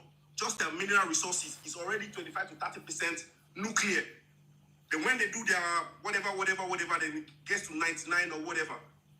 And now US is already angry just because they possess this kind of mineral resources. They want to take over their lands. What do you mean? Everybody has got rules and regulations. There's what we call world power. Okay, yeah, world power is for a country or a person to dictate in the right position, not tell people what to do. It's a negotiation. And don't forget, everybody has got allies. I have my friends, they have their friends. You make a move on me, my friend is going to fight back. The only thing people are waiting for is America to make a move. It doesn't matter. Somebody said it earlier, Iran is not going to try and attack America. They will not attack America. But trust me, do not underestimate your opponent. If America make a move against Iran, America has done so. They did it yesterday. They attacked Iran. They bombed 3 sites, nuclear sites yesterday. Demolished it. What will happen? Watch, my brother. Watch. When Israel attacked Iran, right? What happened next? It was flowing. It was raining cat and dog of missiles. And guys, don't forget what somebody said. When two people are fighting, we only know the start. We don't know the finishing. America think they are in power, my brother. If America, watch what will happen. Okay, let's hear from the next. Thank you, bro. Thank you very much. You made your. Let's hear from the Alhaji. Let's hear from you, please. If you. Yeah, my brother, how are you? I'm fine, thank you. Let's hear from Alhaji. You see, I heard all from your panelists. You know, I'm from Sierra Leone. Yes, I'm not talking about Muslims or Christians, but I'm looking apart from Africans. We the Africans, we are not helping ourselves. You know, we the Africans always siding our part of Christian or Muslims, even the part of Gaddafi. When they killed Gaddafi, I saw some Christians celebrating because of Gaddafi is a Muslim. The agenda of Gaddafi not to help Muslims in the world, in Africa, is to help Africans. Why we Africans can't see ourselves as Africans, always seeing ourselves as a Muslim, Christians. That's why I keep saying, please, thank you, Alhaji. That's why I keep saying, religion divided us. I hate religion. I don't like it. It's Africa is Alhaji, please. Africa is all about Muslim and Christian, and that's why I hate religion. Keep talking, please. Yes. Africans religion kill us totally. Let's see ourselves as a brothers of Africa. I'm a Sierra Leonean. Yes, I always have a friend of Nigerians, people like this, because we are Africans, but they are Christians. We live in Cape Verde. We live in another country with Nigerians, but they are Christian. But we are like brothers. We're working as a team. When people came from their land and fight us in Africa, let's put Muslim and Christian aside and fight for our continent. When Gaddafi fight for us, I saw many Christians celebrating. And Gaddafi don't fight for Muslims. He said Africans should have one money, Africans should have one mind, Africans should have one bank, one state. It didn't say Muslim, it said Africans. So please, my brothers Africans, please, let's see ourselves as Africans, please. In this fight is going on between Israel and Iran. There are two continents. You know, I'm a Muslim.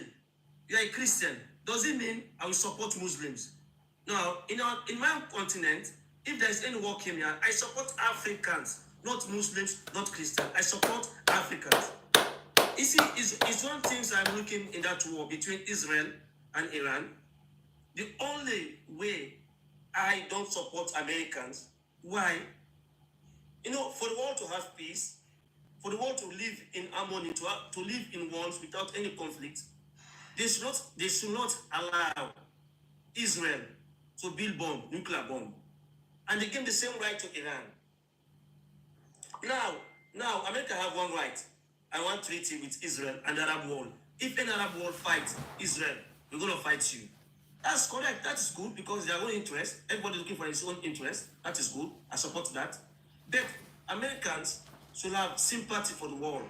If you give Iran, if you don't give Iran weapon, don't give Israel to because they are neighbors, they are brothers. These people are brothers. Iran and Israel, they are brothers. If you look into the back of the Quran, in the history, they are brothers, they are cousins. You know? So the world have bias since a long time ago. The world have bias or since long time ago. The same right they give to Iran, the same right they give to Israel, this will give the same right to Iran or Saudi Arabia. Thank you. Thank you, Alhaji. Let's hear from the next. Miss Ojo, I'm dropping you now, Mr. Alhaji. Thank you. I appreciate you. Ojo, let's hear from Miss Ojo. I think the lady. Yeah. Thank you so much, Alhaji. Thank you so much, guys. You're making good points. I just up here just to say thank you to you, and yeah, I like the conversation. Thank you so much. Good. So let me drop you. Let's hear from Mr. Damilola. Mr. Damilola, that should be. Or he's not here. Damilola is it? Here, I'm here. Okay. Good afternoon, Mr. Okuloda. Yeah, we are listening to you. It's really a sad news what we had this morning about Trump bombing Iran. It's indeed a difficult choice.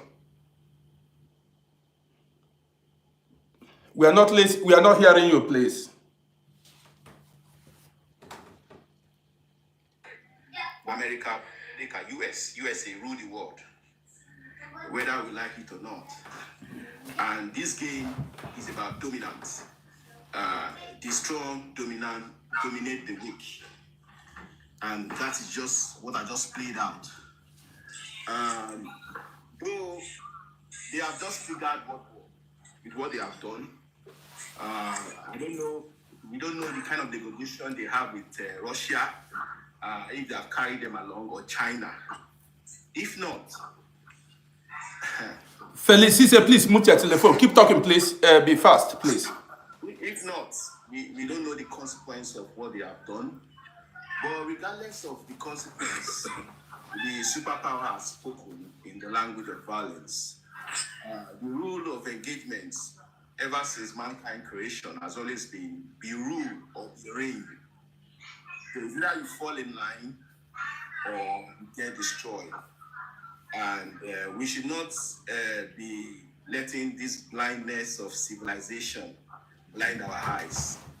The truth is, the mighty, the strong will always win the game and always enslave others. Slavery is still going on, but it's now economical slavery.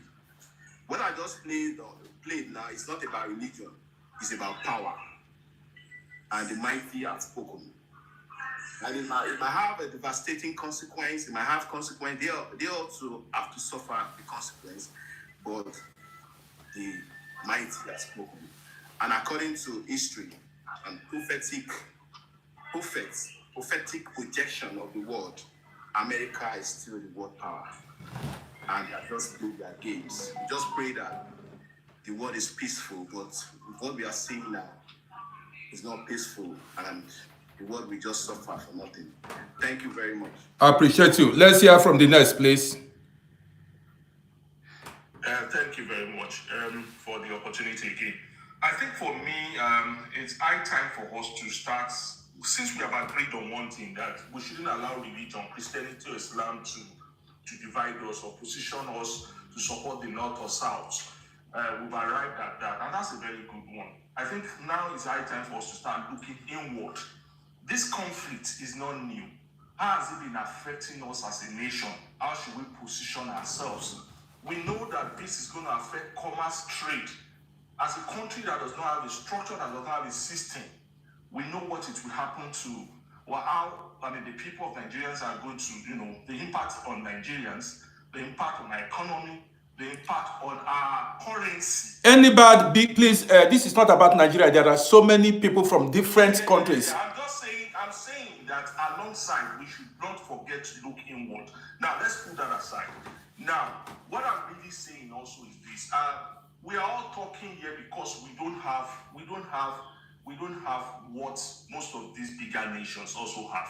If you look at the 1948 War of Independence, if you look at the 1968 Six-Day War, if you look at the 3-day Yom Kippur Holy War of 1978, you will realize one thing about Israel. It's a nation that is very, very decisive. They go straight and hit what they need to hit. It's a small land surrounded by big Arab nations that are bent on seeing to their destructions. How would you act yourself when you know that just a 5 days, a 6-day opportunity to your enemy can be the changing factor? They are aware of some of these things, and they have intelligence. Intelligence are there. It's because we don't have a satellite somewhere in the moon, or where we can watch what is happening in the world. Some of the pictures and the area photograph that we are all seeing, we saw what Israel is doing. They are going after airplanes. They are going after weapons of mass destruction, lethal weapons. They are going after strategic peoples and taking them out quickly. There are reasons why some of these things are happening. The United States of Americans are not ignorant in some of the decisions they are taking. Let's also not be too blind to think that they are ignorant. They are not. They know what they are doing. Iran as a whole, for them to come out with such heavy statement, they know what they are doing. And like everybody has rightly put it out there, I think the next few 2-3 weeks will tell everybody clearly what we all should be waking up to expect every day. So it's advisable, tune into your radio. Don't let it cause like a kind of, put you in a state of despair or something, but tune into your radio, position yourself clearly. A lot is about to happen in the next few days. You haven't heard from China, you haven't heard from Russia. These are big-time supporters of Iran, although they don't have the same relationship that US and Israel have, but they also have some working relationship. In the war of Russia versus Ukraine, most of the drones that were used by Russia were supplied by Iran. So much more will be happening in the coming days. Now that the US has entered the fray, I think we should open ourselves to see how this affects the region, affects the world as a whole, affects economies of the world. UK, the E3 are also talking about it. Recently, some group called the Palestinian Action went after the RAF and destroyed 2 of their major airplanes.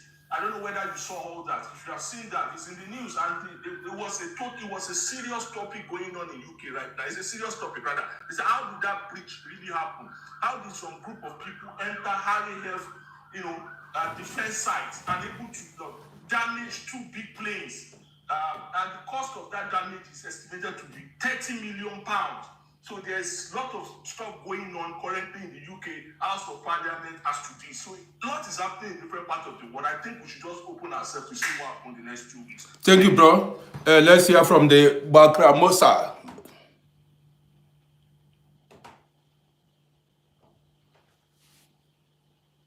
Bakramasa. Bakramasa, are you there, please? Bakramasa, are you there? Okay, he's not there. Let's hear from Bakia. Bakia, are you there? Yeah, I'm here. Thank you. Thank you for having me. No, what I wanted to say was that, as you all know, this isn't something that...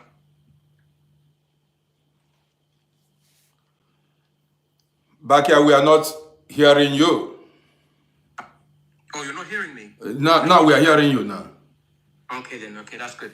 What I was saying was that, as we all know, this has nothing to do with religion. No matter how many times people will try to put up that front, it's all a blur that they want to use for distraction. As we know, they both have conflicting interests, since you have one country that's Zionist and one country that's a totalitarian regime.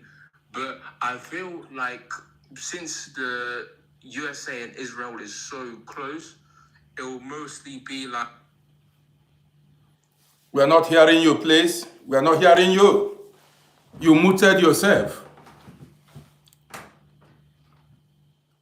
Back here, we are not hearing you. Back here, we are not hearing you. So let's hear from May. Hi, yeah, I wanted to say the relevance of why we as Africans need to be very focused and paying attention to what these people, these global superpowers are doing in these other regions is because they can do the same thing in our region. Now, as for this thing of Iran should not have these weapons because they are, terrorist groups, you are falling for an age-old lie if that's what you believe in, right? Because this has been seen before. They said the exact same thing. In fact, Netanyahu himself was in Congress in the US saying the exact same thing about Iraq. They said that Iraq was also developing these weapons of mass destruction, and that it's an terrorist state, and you can't trust Saddam Hussein, and that these are the things that he's going to be doing. All of this lies and propaganda. Then international organizations went into Iraq. They were invited to say, come look for these weapons of mass destruction. And they found nothing. And they found that this was a lie. It's a verified lie that they did. Now, for years now, I'm sure over like 2 decades now, this same Netanyahu has been making these exact same lies about Iran. He has been saying they are on the cusp of developing these nukes for years now, before I was born, even now. He's been saying these exact same thing, and it has not happened. It is a lie that they are using in order to justify what they are doing. And if you look at the countries that in the Middle East that dismantled their nukes, right? Let's say, for example, Iran has them. Can we blame them? Libya and Iraq had dismantled their nuclear programs. And look what happened to them afterwards. Look what happened to Muammar Gaddafi after that, after he had disarmed himself of these weapons. Look at what they did to Iraq. Hundreds of thousands of people were unalived because of these lies. And then a person will come and say, oh, they can't be trusted with these weapons. They are very dangerous and such. Look at the evidence of what happens when you trust powers like the US, like Israel. The evidence is right there why they can't be trusted. They are in the courts defending themselves because they're being accused of genocide. Of killing, of unaliving civilians. They clearly cannot be trusted with these, but you're going to go and look at Iran and say that, oh, no, they are the ones. No, they are the ones that can't be trusted with these kind of nukes. If, let's say, hypothetically speaking, they were developing them, can we really blame them? And then you're going to trust them with an occupying power, seeing what they're doing to the people in Gaza, and then say to Iran that they must disarm themselves? With a neighbor like that in their region? Really?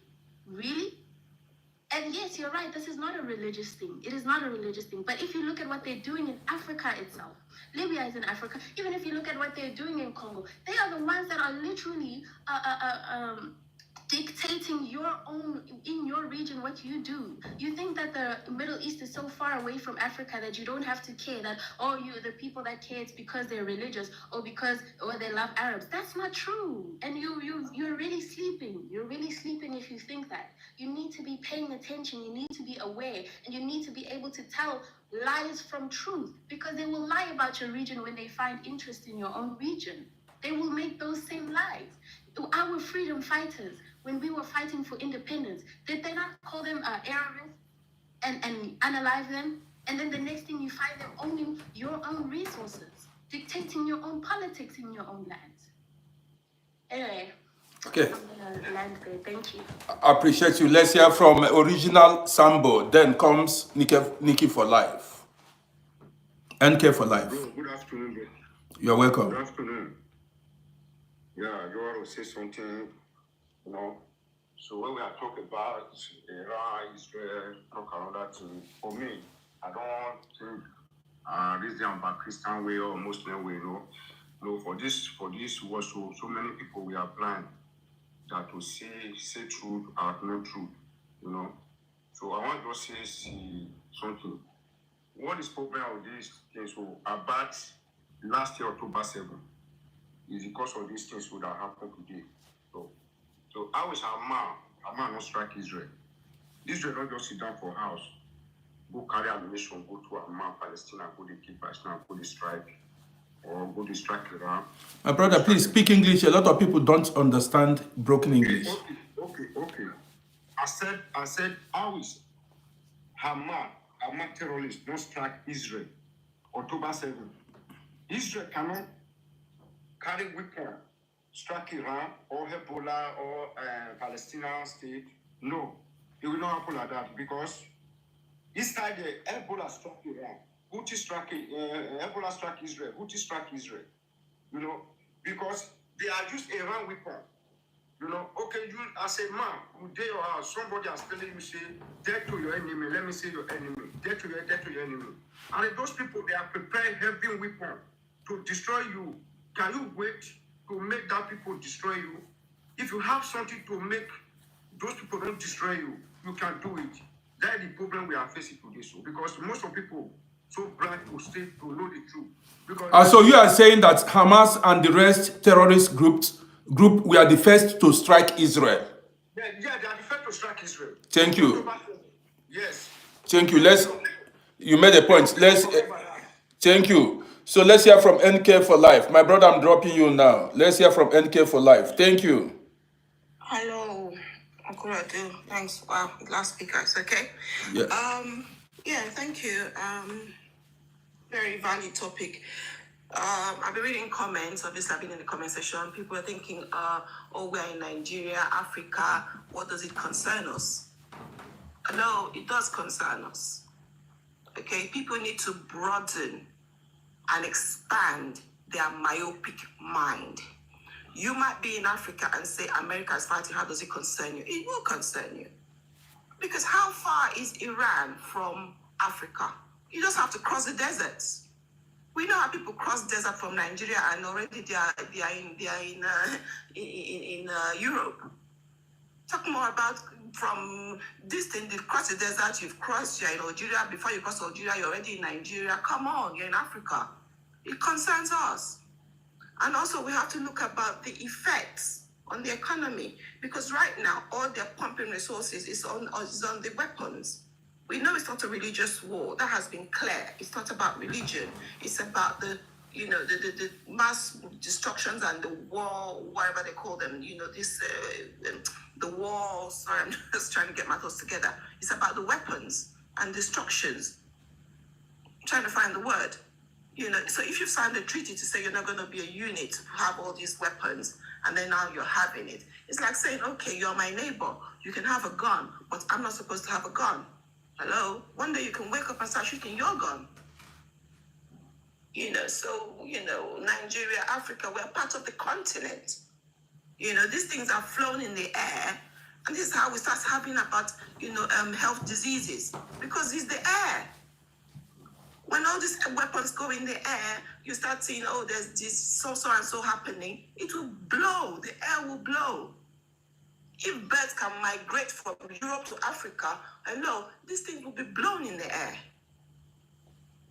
The economic effect, the health effect. And as they say, when two elephants fight, what happens? The ground suffers. We are the ground. Africa, everybody else, it's a continent. We can't just pack up and go to Mars or where? Pluto. So we need to enlighten ourselves. We need to be aware. What can we do? Not a lot, but let's be aware. Food prices are going to go up because they're now pumping all the resources towards the war. Yes. These people are flying jets without pilots. They don't need a pilot to fly some of these things. They have sophisticated weapons. They fly planes without pilots. They remote control these things. They don't need a pilot to fly a plane and go and say, bomb it there. After 2,000 miles, explode. They don't need a pilot in there. They are that advanced.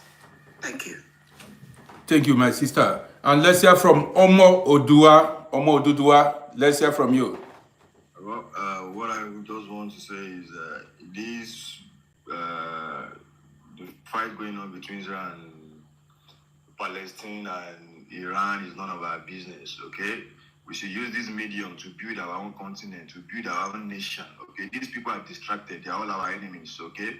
Whether Iran, Arab, Caucasian, they are our enemies, okay?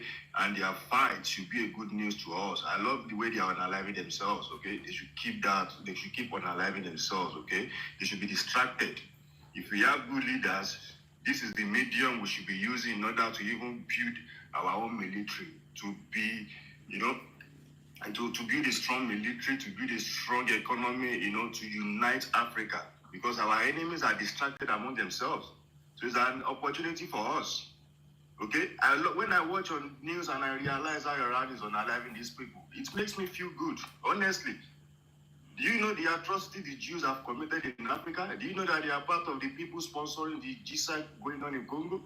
Do you know what the Arabs are doing in Darfur, in northern Sudan, unaliving our people?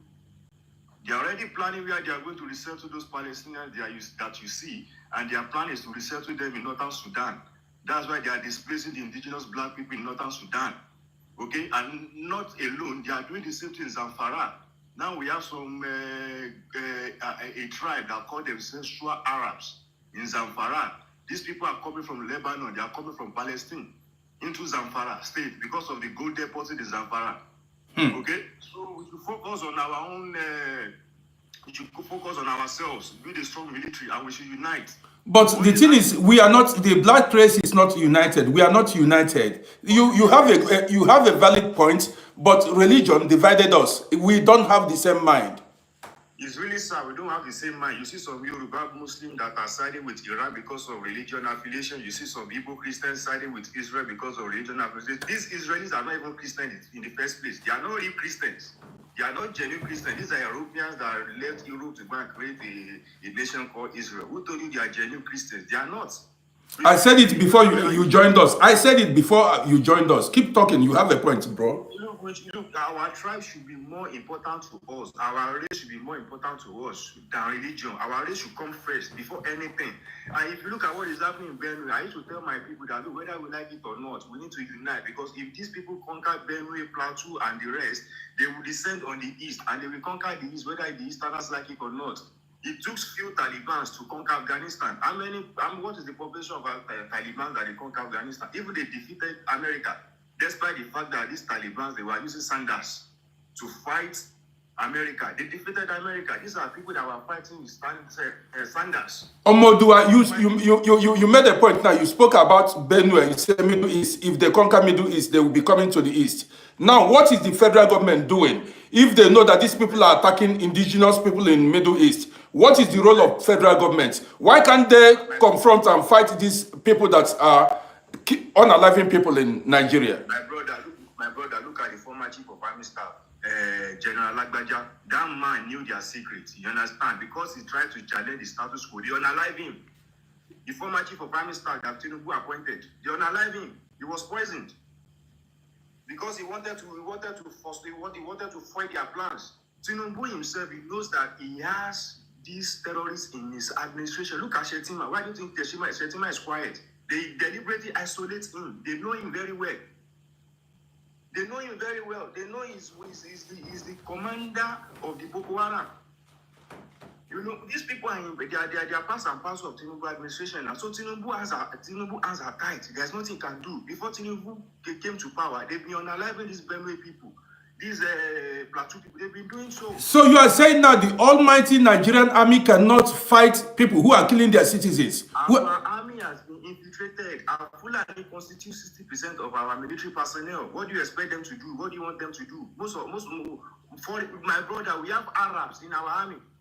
We have Mauritania, Fulani in our army. We have Sudanese, Arab Sudanese in our army. So what do you expect? It has been infiltrated. That's why you see they are ineffective. They are not effective. There's nothing they can do. The indigenous are not even the majority in the army. The enemies constitute our army. So what can we do? We are defenseless.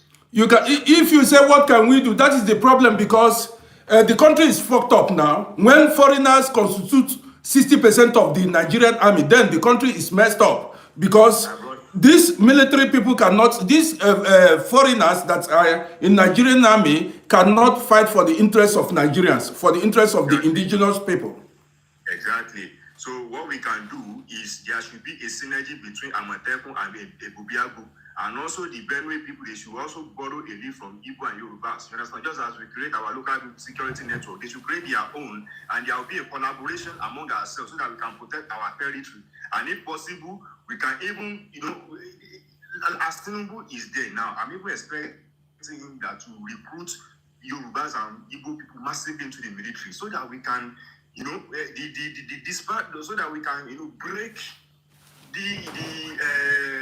I'm looking for the right word to use, so that we can neutralize their power in the military. We can reduce their dominance. You understand? Because it is dangerous that these Fulanis constitute majority in our military. It is dangerous. Dangerous. Fulani from Mauritania, Fulani from Northern Sudan, imagine coming to our military. If you look at them, you will see their pointed nose. They are very easy to identify. You know how they look. You know how they look. They have their own specific features. But they constitute the majority. So it's so sad. It's so sad. Tinubu should use this medium, recruit Yoruba and Igbo massively into the military so that we can balance the population of military personnel. Tinubu is afraid because if he is trying to fight their agenda, if he's trying to challenge them, they can plot a coup and remove him. They can even unalive him. They can unalive him. His hands are tight.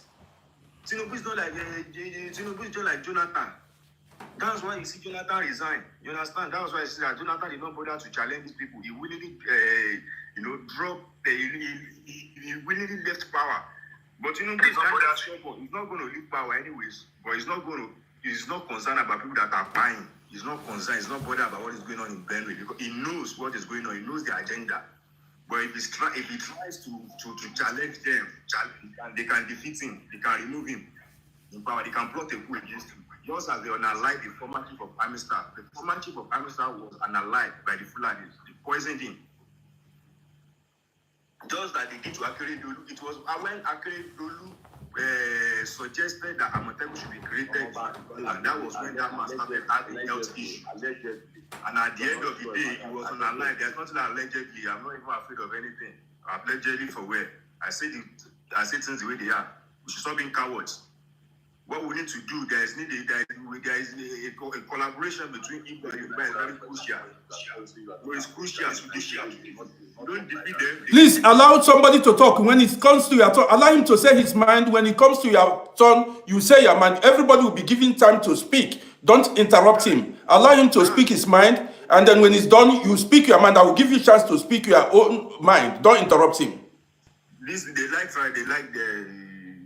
That's what they usually do. They come on platform to distract people, to divert their attention and what have you. I just want to use the medium that unity is crucial, is needed between Igbos and Yoruba. We should keep our differences aside for now. We have common enemy, okay? And once we defeat that common enemy, we can go our separate way, we can be fighting. That's not an issue. But right now, we need to unite against the common enemy that we have. If we don't unite, honestly speaking, they are going to conquer everyone, whether we like it or not. In the next 50 years from now, Nigeria gained independence less than 70 years ago. Look at the situation of the country. Have we asked ourselves what is likely to happen to Nigeria in the next 70 years from now? The future is bleak. It's bleak. Look at what happened in Benue. The unalive people, there's no reprisal attack. I was expecting that there would be a reprisal attack. No reprisal attack. Look at what USA did to Iran recently. Was it not yesterday? Iran is going to revenge, whether USA like it or not. They will target all military bases of America in Middle East to let America know that they are not cowards. But we black Africans, we indigenous black people, especially in Nigeria, we behave like cowards. It's a stupidity on Igbo and Yoruba that we are allowing Fulanis, a minority group, to be ruling us. It is sad because their population, they are less than 5% of the Nigerian population, and they produce most of the presidents in Nigeria. Yaradua was a Fulani, the former president of Nigeria. Buhari was a Fulani, Tafawa Balewa Fulani, Amadu Bello Fulani, Abacha partially a Fulani. And they are less than 5% of the Nigerian population. It's nonsense. It's annoying. It's something we should be ashamed of. Why we just come on here, we come on TikTok, speak grammar, so you see your Yoruba people articulating. And the indigenous Nigerians are doing nothing about it. They are doing nothing about it. What is the population of Fulani in Benue? that they just went to unalive over 200 people in their community. As if Fulani don't have their communities in Benue. Don't they have communities in Benue that the Benue can also go and unalive them? Unalive them, there's nothing like pity. Women and children, none of them. So in as much that they are Fulani, unalive them. Look at the video VDM did. They unalive women and children. These people are merciless. We need to give them the similar energy. Similar energy. So let's hear from the next, please. Thank you so much for your this because everybody, please, don't say you are disappointed in me. He came up to say his mind. Everybody is allowed to come here and say your mind. You can make a request. I bring you in. You say your mind. Don't tell me you are disappointed. So he has no right to say his mind. He has no right to say what is going on in his country. You say you are disappointed in me. Am I the one speaking? He said what is actually happening in his country. What's your problem? Don't you want to hear the truth? He's telling you what's going on in his country. You say you are disappointed about what? So you don't want people to know what's going on. So I shouldn't allow him to speak. Somebody saying the truth, you say you are disappointed in me. How? He came to say his mind, you say you are disappointed in me. Uncle Roddy, take it easy. In the next place. Host, I don't think you should beat yourself about people like that. So they want people who will never be matured when it comes to conversations like this. Everybody is entitled to their opinion, and please do not be that kind of person that just go after people when they talk. Say what you have to say, and we are all listening. There are a lot of people listening here. Anybody, please, let's hear from the next. You come. Anybody, please, you come. Let's hear from the next. Shikas. Everybody will be given chance to say his mind. Please, let's hear from the next. Am I the next? Yeah, please, say your mind. Thank you. You know, there is one thing we Nigerians should understand. We are listening, please. We should know this. Nigeria has been a manipulated country. Fulanese, herdsmen, all those people they are being plotted. They are being plotted. Fulani people to be ruling Nigeria is also a plot. They are also being plotted. Nigeria was sold years back by the Westerners. So the Westerners are still controlling the economy of Nigeria, the people who are going to be on seat in Nigeria. So we Nigerians are supposed to know that these people are expatriates. Fulani, the person I'm going to ask yourself, what is the agenda of a Fulani man in Nigeria? Their agenda is the craftiness and the work of, to achieving the work of their masters who sent them to do a particular job, and that's what they're doing. Our leaders are also included in this kind of thing that is happening. Let me just remind you something that just happened now. Nigeria had a very big heat in Benue State, but Nigerians are busy sending troops of soldiers in another country for peacekeeping when your country is on fire. Which country does that? It's Nigeria. Nigeria is ready to fund another country for peacekeeping but cannot fund his own country when they're in jeopardy. Every state in Nigeria is experiencing one of the most hardest times when it comes to insecurity. Then what they're going to ask yourself as a Nigerian citizen of this country, what is the budget of anything security in Nigeria? Nigeria is ready to project street light to the billions of naira, but security issue is minute. Education sector minute. Even when they inject money into security, the so-called head of security people will eat the money and nobody cares. And the government has sworn to themselves that they must jeopardize. First of all, what they did was to use religion and the tribalism to jeopardize the mind of the youth. So when you're talking about Nigeria should unite, the unity of Nigeria is not possible. It's not very possible. How is it going to be possible? Take your phone, go hit the street of Nigeria during the time of election. You will see them instigating to their people. I'm a Yoruba, don't vote for Igbo. I'm a Igbo, don't vote for this, don't do this. Those so-called leaders are working in hand with the so-called masters they are serving. So for you to assemble Nigeria together to educate the youth is going to be very, very impossible. They've gone far. They've gone ahead of us. Because even so-called the youth, look at what is happening. Go to inside your platform. When you are saying something, you are going to notice that somebody will come from nowhere and counter what you are saying, like as they did now. You understand me? Nigerians, we need to understand that these Westerners are doing everything possible to stabilize Nigeria.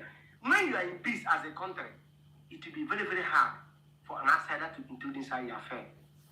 But they want to make sure that Nigeria is not in peace so that they keep mining Nigeria as an oil company. Because if Nigeria happens to restore peace in Nigeria, they will not benefit anything. So what they are doing is to make sure Nigeria remains this way. If you go to northern states, my brother, the Westerners are mining gold, mining a lot of natural resources in Nigeria. How are they going to succeed in doing that? They can only be successful when Nigeria is in jeopardy. Insecurity everywhere. When Nigeria is dealing with insecurity and they are busy mining, that is how the government is aware of all these things. The government is aware. Tinubu is aware. All of our governors are aware. We are talking about issue of security using all these local security people. My brother, if you go to Abia State governor made it upon himself and told the federal government that they are going to use their own people to do security, which is the ESL. How many other states in the Eastern Zone have done it? Every state has the independence of instituting its own security and register it. How many other states are doing it? The so-called governors are, all of them they have the same agenda.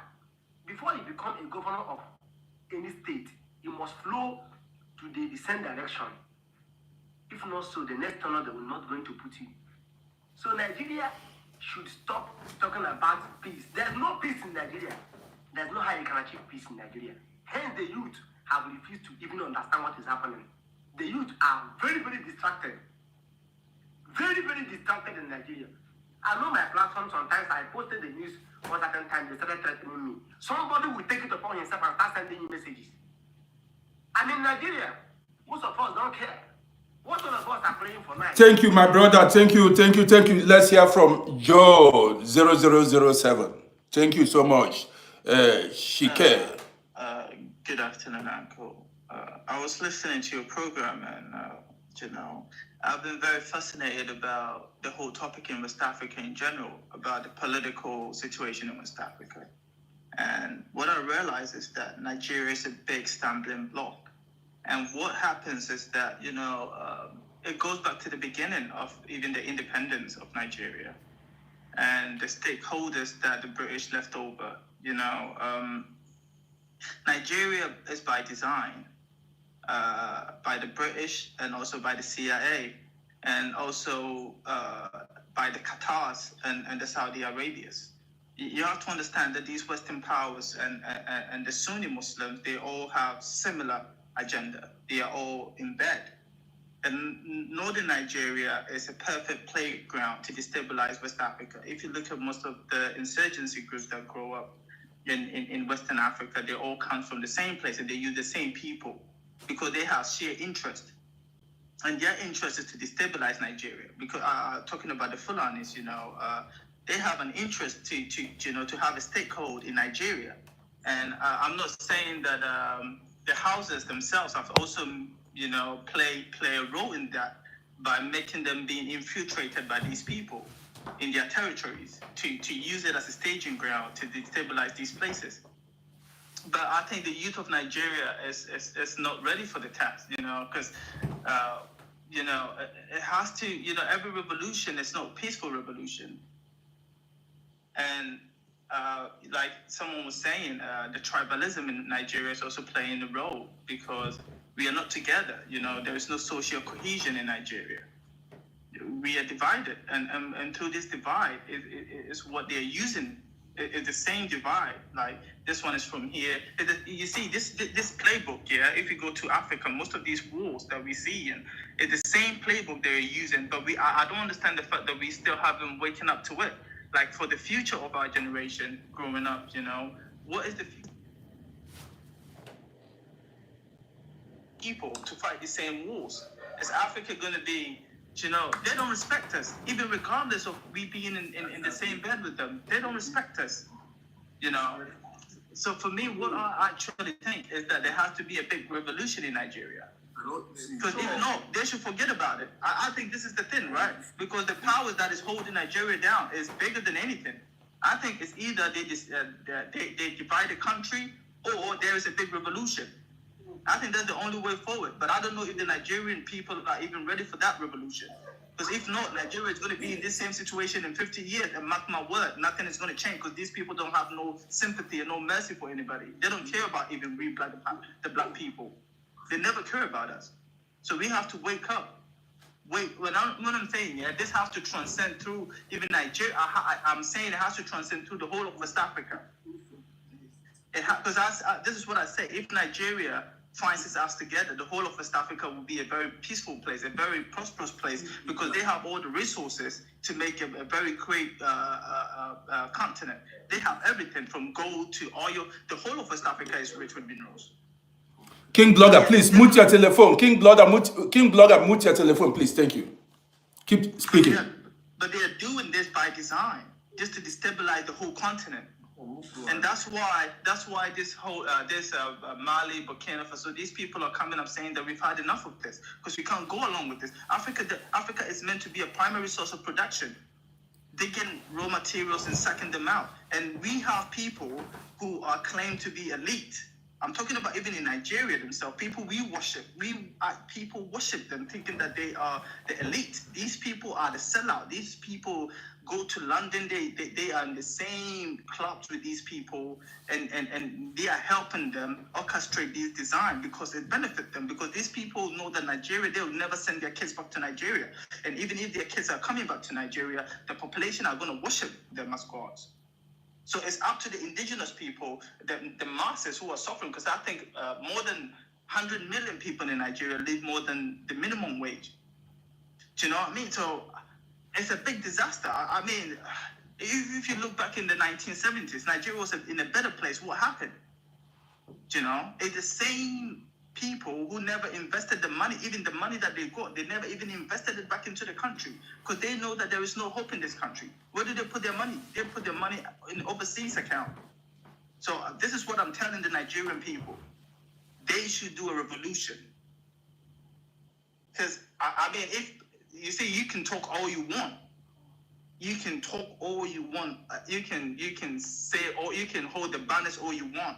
But without these people understand physical actions. Without action, there's no changes in Nigeria. And this is what I say. Thank you so much. Let's hear from Ty. Now you've got time to say your mind. Ty, at TY, let's hear from you, please. Okay, thank you. We can speak all the grammar in this world and all of it and come up with some kind of word saying Western world is our problem. Western world is not our problem. When the British want to leave Nigeria, they give us a system. We have a system in place, and the same system is what the British people practice themselves. That is the same system Canada practice. That is the same system Australia is practicing.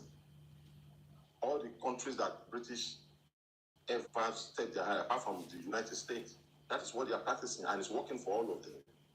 What changed? Who changed it? How did it change? If all of these things were in place the way the British designed it for us, to everybody to be in this region, and be developing at his own pace, in his own space, nobody will start coming and be saying that somebody is disturbing you from growth. Nobody will come tell you that you are the reason why your road is not built.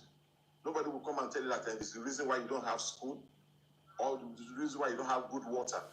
No, nobody will come to your place. It is your place that you will concentrate on and be doing. You will not be waiting for allocation to come from Abuja. But what the system was truncated by Nigerians,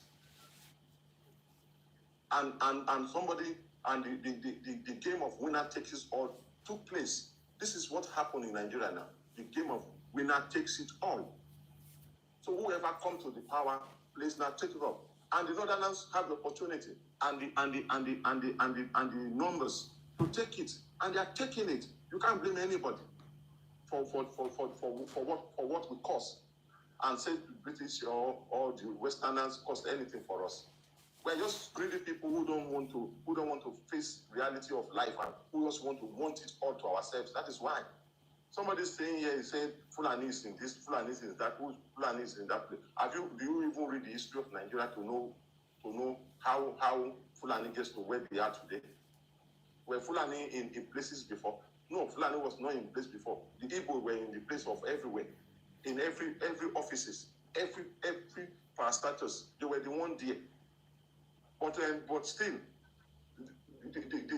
those people they went to stop the peace of Nigeria and create one system of government. Now you create one system of government, somebody grab it. When the person grab it, the person is refusing to leave it, and the person is taking advantage of his population to take it and hold it and dictate how it goes for you. If everybody has been in their region and the regional system is going on the way it used to be before, no Fulani will come to your place without you fishing it out immediately.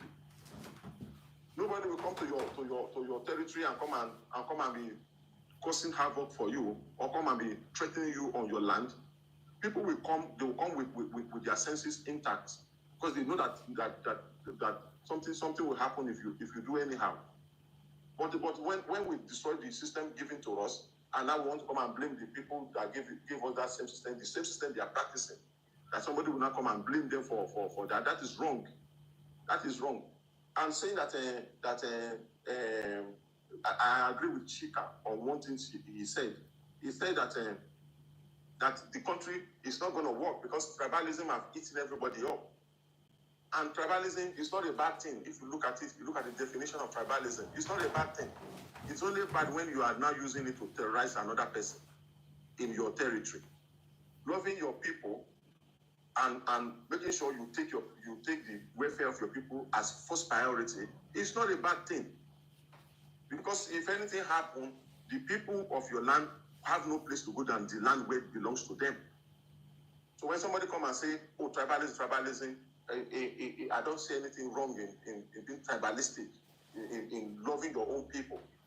And I don't see anything wrong in when you take your people first before any other person. Because Nigeria is not one country. Nigeria is different countries mashed together.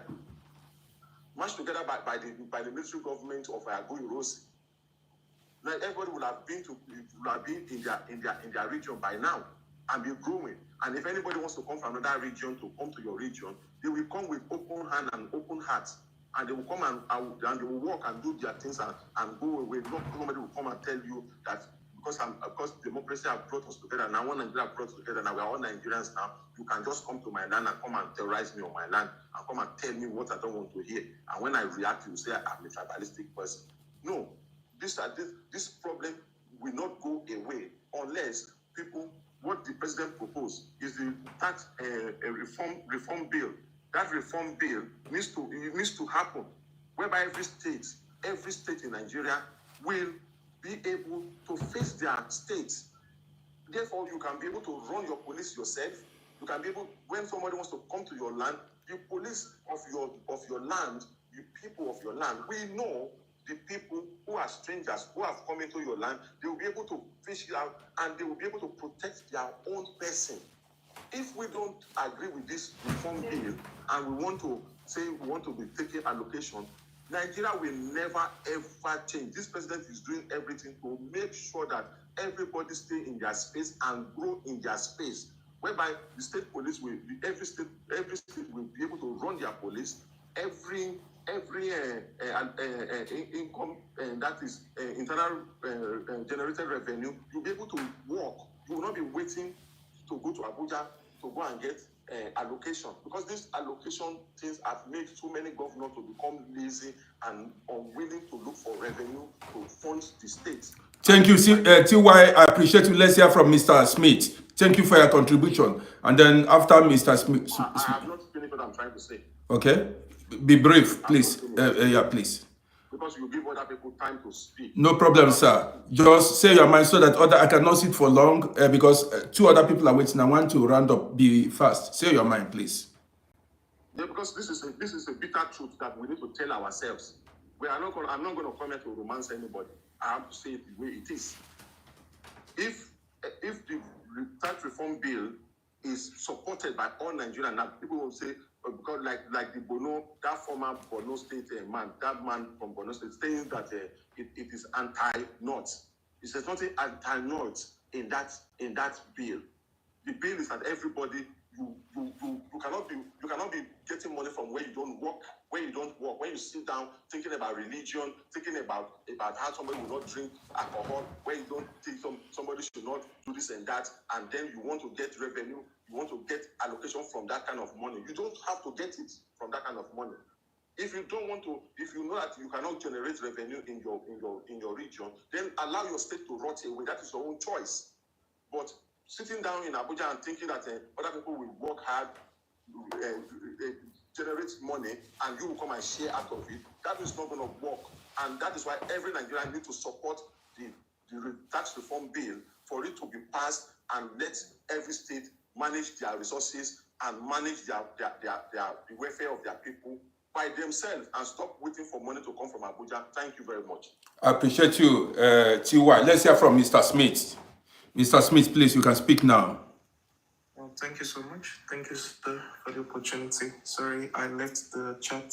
My network was bad, but it's good now. Okay, let me say something. Based on all I have heard from everybody, I just want to make conclusions since I'm the last person.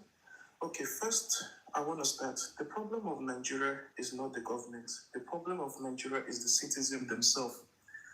We Nigerians, we have to start from ourselves as the people of Nigeria, because many of us, we are all brainwashed with all kinds of nonsense, things that doesn't make sense. The way we act, the way we respond to situations, the type of families we come from, all those things plays a role in the society.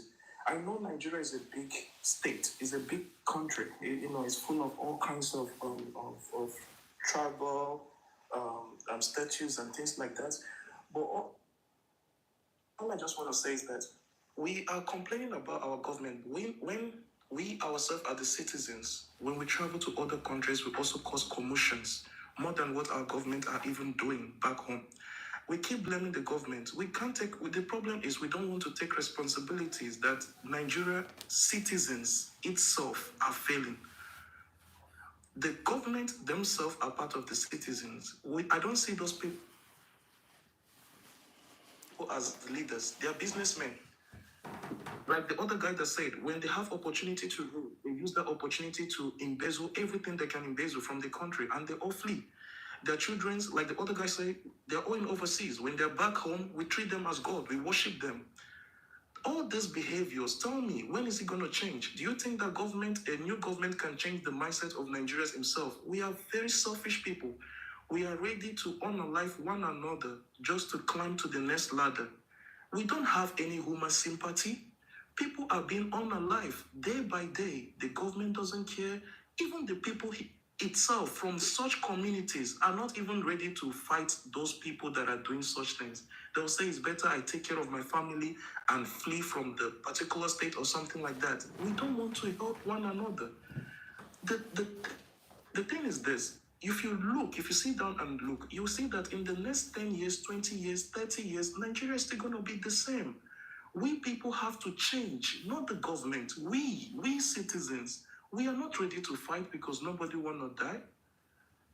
I understand nobody want to die for another person, but our mentality itself, our mindset should be strong enough.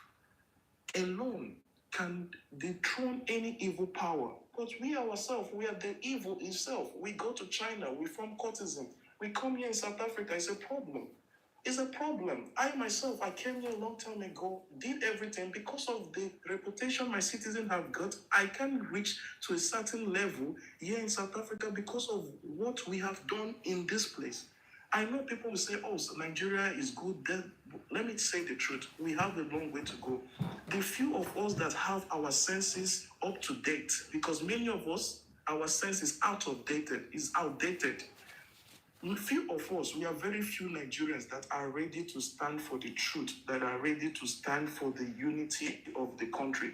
Few of us are not willing to see Nigeria to be divided. Few of us do not care about the tribes. We are ready to work one together, whether Igbo, Hausa, we are ready. Few of us have that mentality. in both parties, whether in Hausa, Igbo, Yoruba, in any ethnic group. I know there are few Nigerians that are ready to be different from the rest, because I myself, I'm trying my best to be a good citizen. We have to try to be a good citizen first before Nigeria as a country will change. Wherever you are as a Nigerian, to all Nigerians in this platform, try to be a good citizen. Try to represent your country. This is how Nigeria is going to change. The government cannot change us.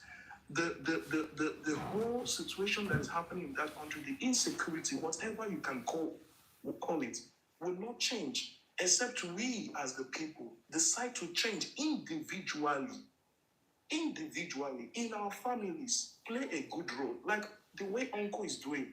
Uncle is coming every day on live, teaching people how to live their life. He's being a good citizen of Nigeria. You understand? This is what we should do. Collectively, we will change the reputation. Even the evil in Nigeria will flee. When there's a lot of good happening, it will run away. It's just that the evil is too much. It has overpassed even the little good that we're doing. It has surpassed it. So there's nothing we can really do than just to change ourselves. Stay away from cultism. Stay away from duping people, whatever they call themselves. Stay away from all those things. Try to be a good citizen. That's all I'm trying to say. Because Thank you. I don't know. Thank you, Mr. Smith. Does anybody say, thank you, Mr. Smith. Thank you for your contributions. I want to round up. Does anybody still have something to say? I want to end the broadcast. Yeah, I think I want to say one thing. I think I have something. I have something to say. I've been waiting. Okay, please, each person, because I'm not bringing any more person in. Please, Tia, please, hold on a bit. I'm not bringing anybody in anymore. And I give anybody that want to speak, I give you two minutes to say your mind, and I want to end. I cannot sit for a long time, please. Thank you. One after the other. Just 2 minutes. I just want to address something my brother Omoba said, saying that Tinubu should recruit more soldiers from Yoruba and Igbo. I don't think that is the right thing to do. My opinion. I'm not condemning what you say, but my opinion. Igbo are in the southeast, Yoruba are in the southwest, and the northerners are in the north here. So I will not like to hear my brother to say that Igbo should recruit more Igbo and Yoruba soldiers to face it. No, we are not at war with the North. So the thing is that what I want to advise is that the best way to go is for everybody to go back to his region. Thank you. Let's hear from the next. And don't come to my land to call my land no man. I'm a negotiant. Don't come to my land. Don't call my land no man's land. Don't say I'm your problem. I'm not your problem. You're not my problem. All I just want is be on your side. I'll be on my side. Everybody Uncle Roddy, can I ask something? Yeah? Okay, please. To what I just said. So basically, you're just saying that people should go. I mean, you see, the problem is not even about recruiting much people people from different tribes into the army. Yeah. The problem is the harmony of the country. What are we building? That's what we have to ask ourselves. If you want to go back to if everybody have to go back to their land, then let's divide the country and everybody can sit in their own land and then we build ourselves, right? Tiwa, please allow him to speak. Allow him. Don't interrupt people, please. I'm just trying to let him know that's what I stand for.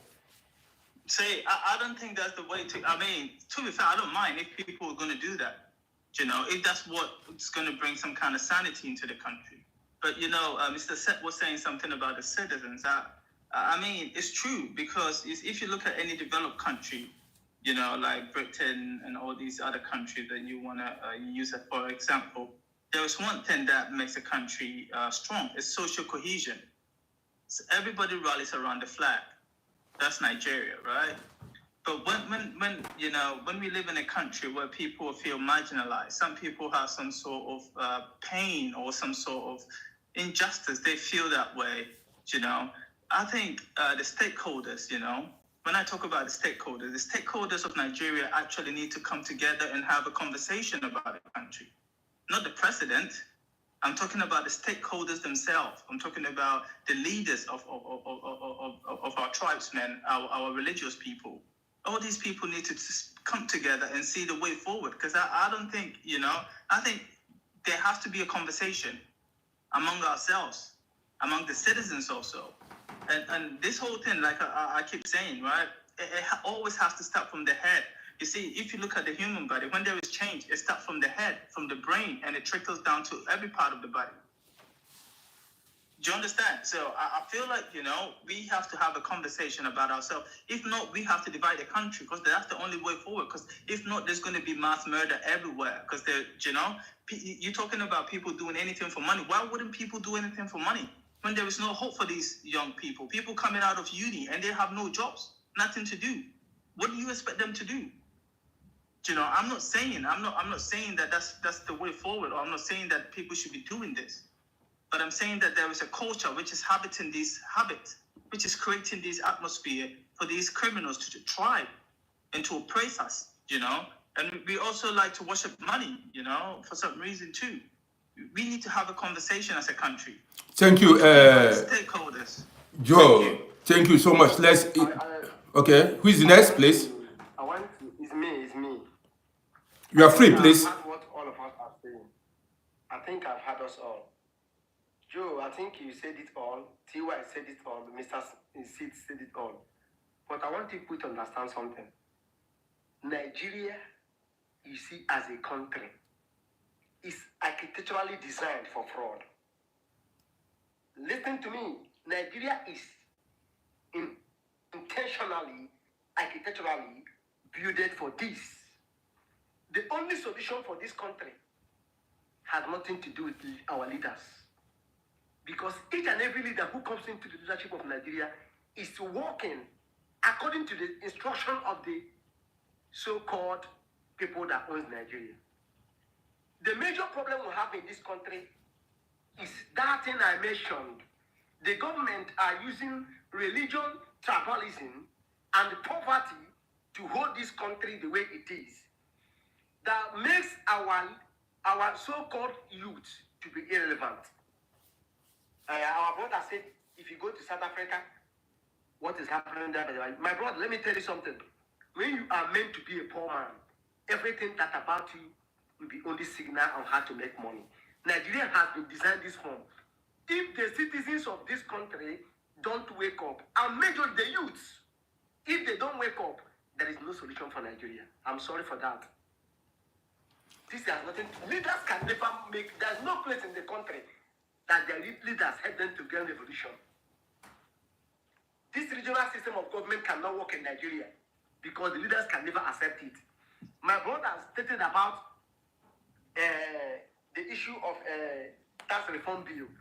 The question you are going to ask yourself: who is the person that doesn't want the issue of the tax reform bill to work? It's the Northerners. Northerners can never allow tax reform bill because they are not producing much into the system of the country, but they are earning much. So how will they accept the tax reform bill? If you go to the Senate, they have the majority members. You go to the House Assembly, they have the majority members. Everywhere they have majority members. So if you are doing this by voting, it's not going to work. So the only solution for this country is for me and you. Pick your holes, your knife, everything. Go to the country and say no to the government. Without it, there's no help. There's no solution to Nigerian problem. Nigeria will remain like this to 1 billion years. 1 billion years, Nigeria will never see light. Look at Nigeria as a country. Necessary things we're supposed to have. Zero. Why can we be talking about insecurity in Nigeria? When each state can have their own security. So let's, Shika, you've spoken well. Let's hear from the next, please, and I want to round up. I'm the next person. Okay, so please. Thank you very much. 2 minutes, my take home from the conversation today. The war in the Middle East concerns everybody in the world. If the next war, like it was rightly written down, is fought by the nuclear weapon, if the world exists after then, the next civilization and the next war will be fought by stick and stone. It was said by Albert Einstein. take home for everybody. Two, another thing I think we need to look at if we are taking it back home, Nigeria as a country. It's not that deep. We are painting a lot of pictures that look so big. I think we can take it further. Now, we are beginning to see more enlightenment. People like Mr. Seth. I'm following you, by the way, Mr. Seth. I'm following you. People like Mr. Seth who are coming up to say, look, I can participate in anything that is accountable that makes Nigeria work. I think right now we need to start educating our people from the platform like let's take it to when we are having conversation in the pub, in the beer parlor, wherever you are in church, take it to home and start enlightening people. We all need to participate in our election. The electorates need to come out. The problem of Nigerians are Nigerians themselves. We all need to come out to replace these rascals who have held everybody hostage. That's another thing I want to tell you. And on a light note, Nigeria can change. I love that brother that said 1 billion years or 1,000 billion years, Nigeria won't change. Nigeria can change. We all need to start playing our part. We all need to start doing the right thing. You a father, are you a mother, wherever you are you really representing Nigeria in a way that you want your kids to emulate? If you are not, change your ways and start doing the right thing. Thank you very much. All right. I just want to address Mr. T.Y. Actually, I agree with some of the things that you said. But if you look at the tax reform bill, you understand, for the tax reform bill to be rejected by the Northerners, what makes you think that the regional system of government is going to be agreed upon? These people, they don't want Nigeria, they don't want tax reform bill to work. So I believe that they will never agree to regional system of government. And if you look at what is happening, if you look at European countries, most European countries are tribal nations. Host is in Russia, for example, in Austria, for example. Austria is like a tribal nation. They have a common language and common religion. Go to Finland, it's for Finnish. Go to Norway, it's for Norwegian. Even the British, United Kingdom, that they have a little diversity. They are having issues. The Scottish, they want to separate. The Wales, they want to leave United Kingdom. Same with Spain. The Catalonia, they want to leave Spain. So Nigeria is too diverse. You know, the diversity is more like a cause. We cannot handle our diversity. Hence the reason why we should just separate, go our separate ways. Oduduwa nation, we have some Yorubas now that are propagating Oduduwa nation. The Biafrans, they are doing the same. I think there is a need for synergy between us so that we can quickly actualize disintegration of Nigeria. That's the only forward. That's the only solution. Look, the Northerners are retrogressive in nature. In all ramifications of life, these people are retrogressive. Look at the last Ramadan that they had. These people, some states, they declare a public holiday for a whole month, you know, just for fasting. So is it the type of people we want to associate ourselves with? No, we don't have anything in common with them. So let us be realistic, let us be honest with ourselves. We should go our separate ways. Even in Canada, as you see now, they're having problems. The Quebec, they want to separate from Canada. They want to go their separate ways. So diversity doesn't help people. It doesn't work like that. So if regionalism system of government is not going to be the solution to Nigeria, because the Northerners, they won't agree to it. The only solution is for us to separate, go our separate ways, and it will require bloodshed for that to be achieved. Okay, so if we are ready, you understand, to move forward, if you are ready to fight for the future, for our future generation, we should come together as a people to break this country apart so that the Northerners can go their separate ways and the Southerners.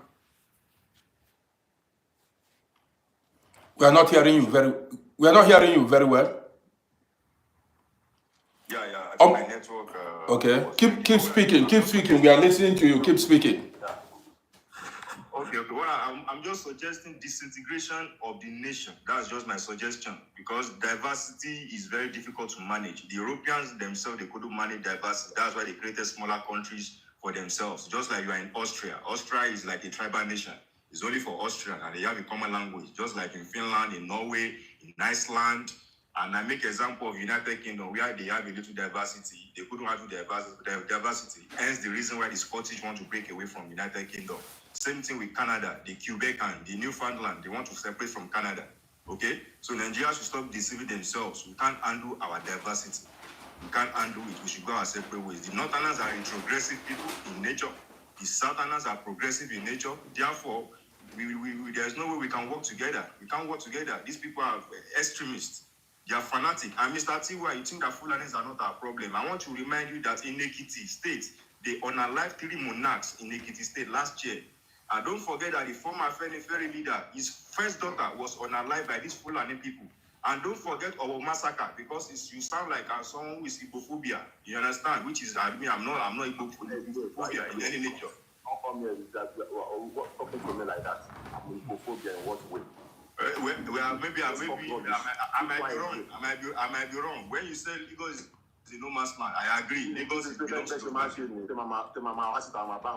Please, please, no fighting. Please, TY, please. Discipline is allowing somebody to say his mind, please. You are in the habit of interrupting people. Please don't interrupt people whenever they are speaking. Please. Accusing me of something like no, I'm not accusing you anyway. If I've accused you wrongly, I apologize. I said, do we have anything common with Igbo? We don't have anything common with Igbo. We don't have anything common with Fulani.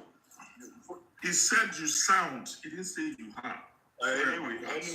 Anyway, my apologies for that. However, I believe Fulani sound or it doesn't sound. Don't I believe we have some problem with Fulani. Okay, that's both Igbos. Rubbish. I'll don't do that next time. It's enough now. It's enough. Okay, no problem. No problem.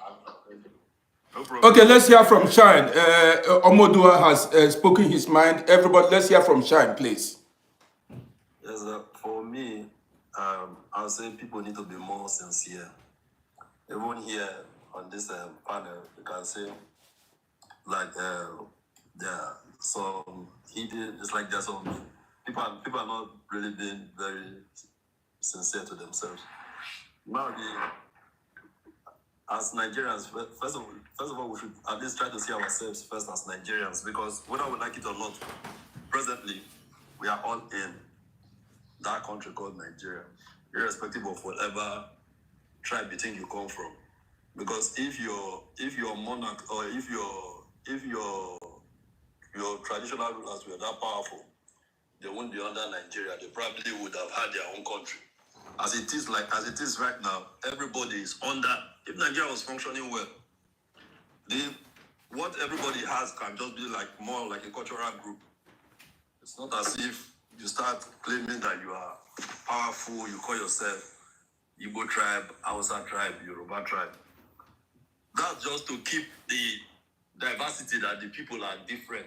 It doesn't mean that you are powerful in one sense. The Nigerian state, as it were, can decide to say none of those exist anymore. But another thing I would say is that we have to be, in being sincere, if the government of the day now isn't working, it does not matter if the person is from Imo State, is from Edo State. If it's not doing it, be sincere to yourself. If it's not working, it's not working. But because of these tribal sentiments, one person now, okay, like another person now will now start calling, will now start saying they should divide the country. If the person from this particular isn't working, he's not working. You don't benefit anything from him for working or for not working. It's just that we want the country to move forward. People just need to be sincere. If he's not doing well, let them find a way, impeach the man, and let another person that is competent. That is just what it is not about. That's what the main issue should be about. Then when you talk about the North as it were, it's just that we've not really given particular attention to the North. Most people have been allowing many things go down in the North. The North, as it were, our brothers in the North have a problem. And that problem is like the people that colonized them have integrated with them and do not want to let them go. The Fulanis colonized them, whether you accept it or not. So it's just like the problem they have is like the problem that they have in South Africa, whereby the white man has refused to leave them. That is the problem the Hausas have in the North. But people are not shining enough content to let people know that this is exactly what is happening. Just because they have almost the same color, and then you think that they are one, they've integrated in a way that they are looking like one people, but it is not so. What is happening in the North is very, very, it's tragic, it's unfair. You would expect that The Northerners should be the ones even championing to liberate themselves. Because that is like their theirs is a different dynamics entirely. What it is that's happening with them. Their oppressors have refused to let them go. So, but it's just that Nigeria is in the way that we are, and we all, it's like two systems trying to operate and become one system. You have a part that fully has been, that was colonized by the British. Shine, you forgot that religion plays a big role in northern Nigeria. You know, you are talking about the colonizers living with them. Religion, a kind of brought these people together. You don't understand it. Even if through They forced themselves on them. It did not bring, they were conquered. They were not willingly taken. They were conquered. If you know the role religion plays in this world, you will not say this. You see, They forced the religion on them. It is just that their children that have come after them don't know any other religion. That's the religion that they have come to know. Exactly. Those people, we should be bothered about what is happening with those people too. It's not like trying to put all of them in one place, like say, they have a problem. It's just that until we have a sincere government, and what that government will do to come, first of all, try to create the boundary between a Fulani person and a Hausa person.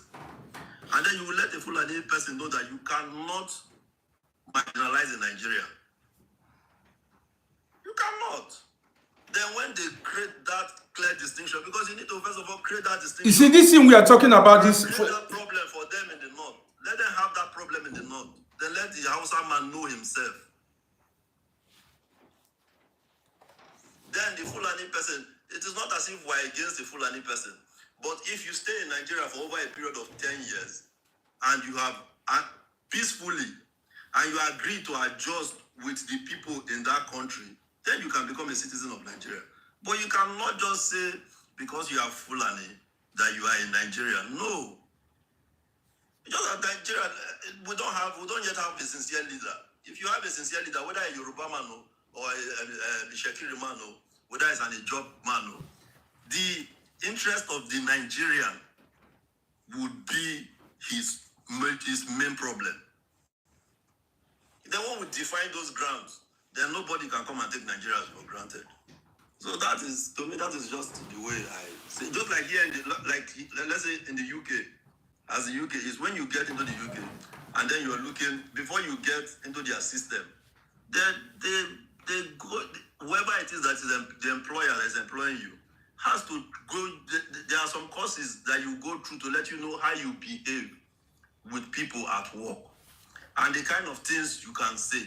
Somebody cannot come here and say, the Igbo man, I don't have anything in common with the Igbo man. The Igbo man is not this, the Igbo man. That kind of statement could be seen as kind of like racial or trying to create division. For statements like that, when you make a statement like that and somebody has you on recording, you can go to jail for that.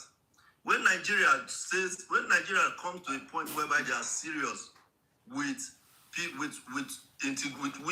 been able to integrate amongst ourselves, people will conduct themselves better in whatever space they find themselves. So Shine, thank you for your contribution. Man, I'm tired of sitting. Next time, maybe we are going to discuss this issue of Benue State, middle belt. The middle belt, yeah. We may discuss this issue because a lot of people are saying we should discuss middle belt. Maybe when next I come live, we discuss this issue of. Uncle Roddy, I want to add something before I leave. You see, the problem with the religion thing, even in Sokoto, the caliphate goes really way back. So the Islam has been in the northern region for centuries. It's been for a very long time. And I don't think we can actually divide them now. Like someone was saying, they've merged for a very long time. See, the problem is not even the north. Let's be honest with ourselves. Even in Lagos and down south, do we even feel safe in our communities? Do we actually feel safe? Any part of Nigeria, do you feel actually safe? You see, the problem, you see, even from the political problem, the social problem too needs to be discussed, you know? It's a whole situation which trickles down to the bottom of it, you know? But I understand that going forward, we need to tackle, you see, the civilians, like someone said, the citizens, we need to do our due diligence. And by doing our due diligence, we have to hold our political leaders accountable as well.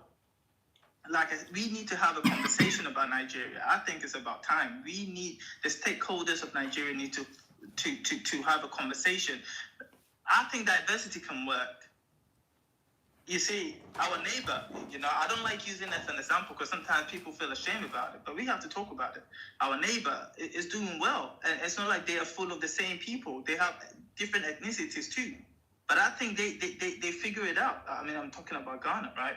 They figure it out. They have a conversation with themselves. And you can see that they, you know, for the past 10, 20 years, there's some sort of progress. But here in our part of the continent, the same place, we have much resources, you know, we can do much better. We all know this. But why? Why are we still stuck in the same place? No development, nothing going on, and the citizens are happy about it. I mean, because there's no actions. We don't hold nobody accountable. And when it's time for elections, they'll come and give us little money, bag of rice, and that's it. That's all we want. And they figure it out. And the political elite are also taking advantage of it. So, Joe, I appreciate you. I want to end the broadcast. I've been sitting for a long time. So when next, a lot of people indicate interest if you want us to discuss what's going on in Benue State next time. So, but if you do not indicate interest, then we are not going to discuss it when next I go live. So whatever comes, whatever topic we are going to address, well, depends. So guys, I appreciate everybody. Thank you for your contributions. We want peace. We want peaceful coexistence with others, and that's it. So guys, thank you, and I wish everybody a nice day ahead. Somebody said, let's discuss Benue, okay? Next time, okay? So a lot of people are saying we should discuss Benue. You know, I'm not so much into what's going on. I heard that about 200 people were unalived in Benue State, but I did not read about it. So when next I go live, everybody that knows what's going on in Benue, we are going to discuss it. I'll bring people in and you tell us, say your mind about what's going on there. What's more than that from eyewitness. So everybody, when next we go on, I will tell you guys when we are going to discuss the issue going on in Benue State, and everybody can come and say what they know about Benue State. Christine, Rian, I see you. Happy Sunday to you. So, thank you so much, guys. Somebody said I should call you when I go live. You need to follow the page. I should call you when I go live. Follow the page, you get... How can I call you? You get notification when I go live. So, guys, take care. See you. Okay, bye. Thanks. Thank you, guys. Take care.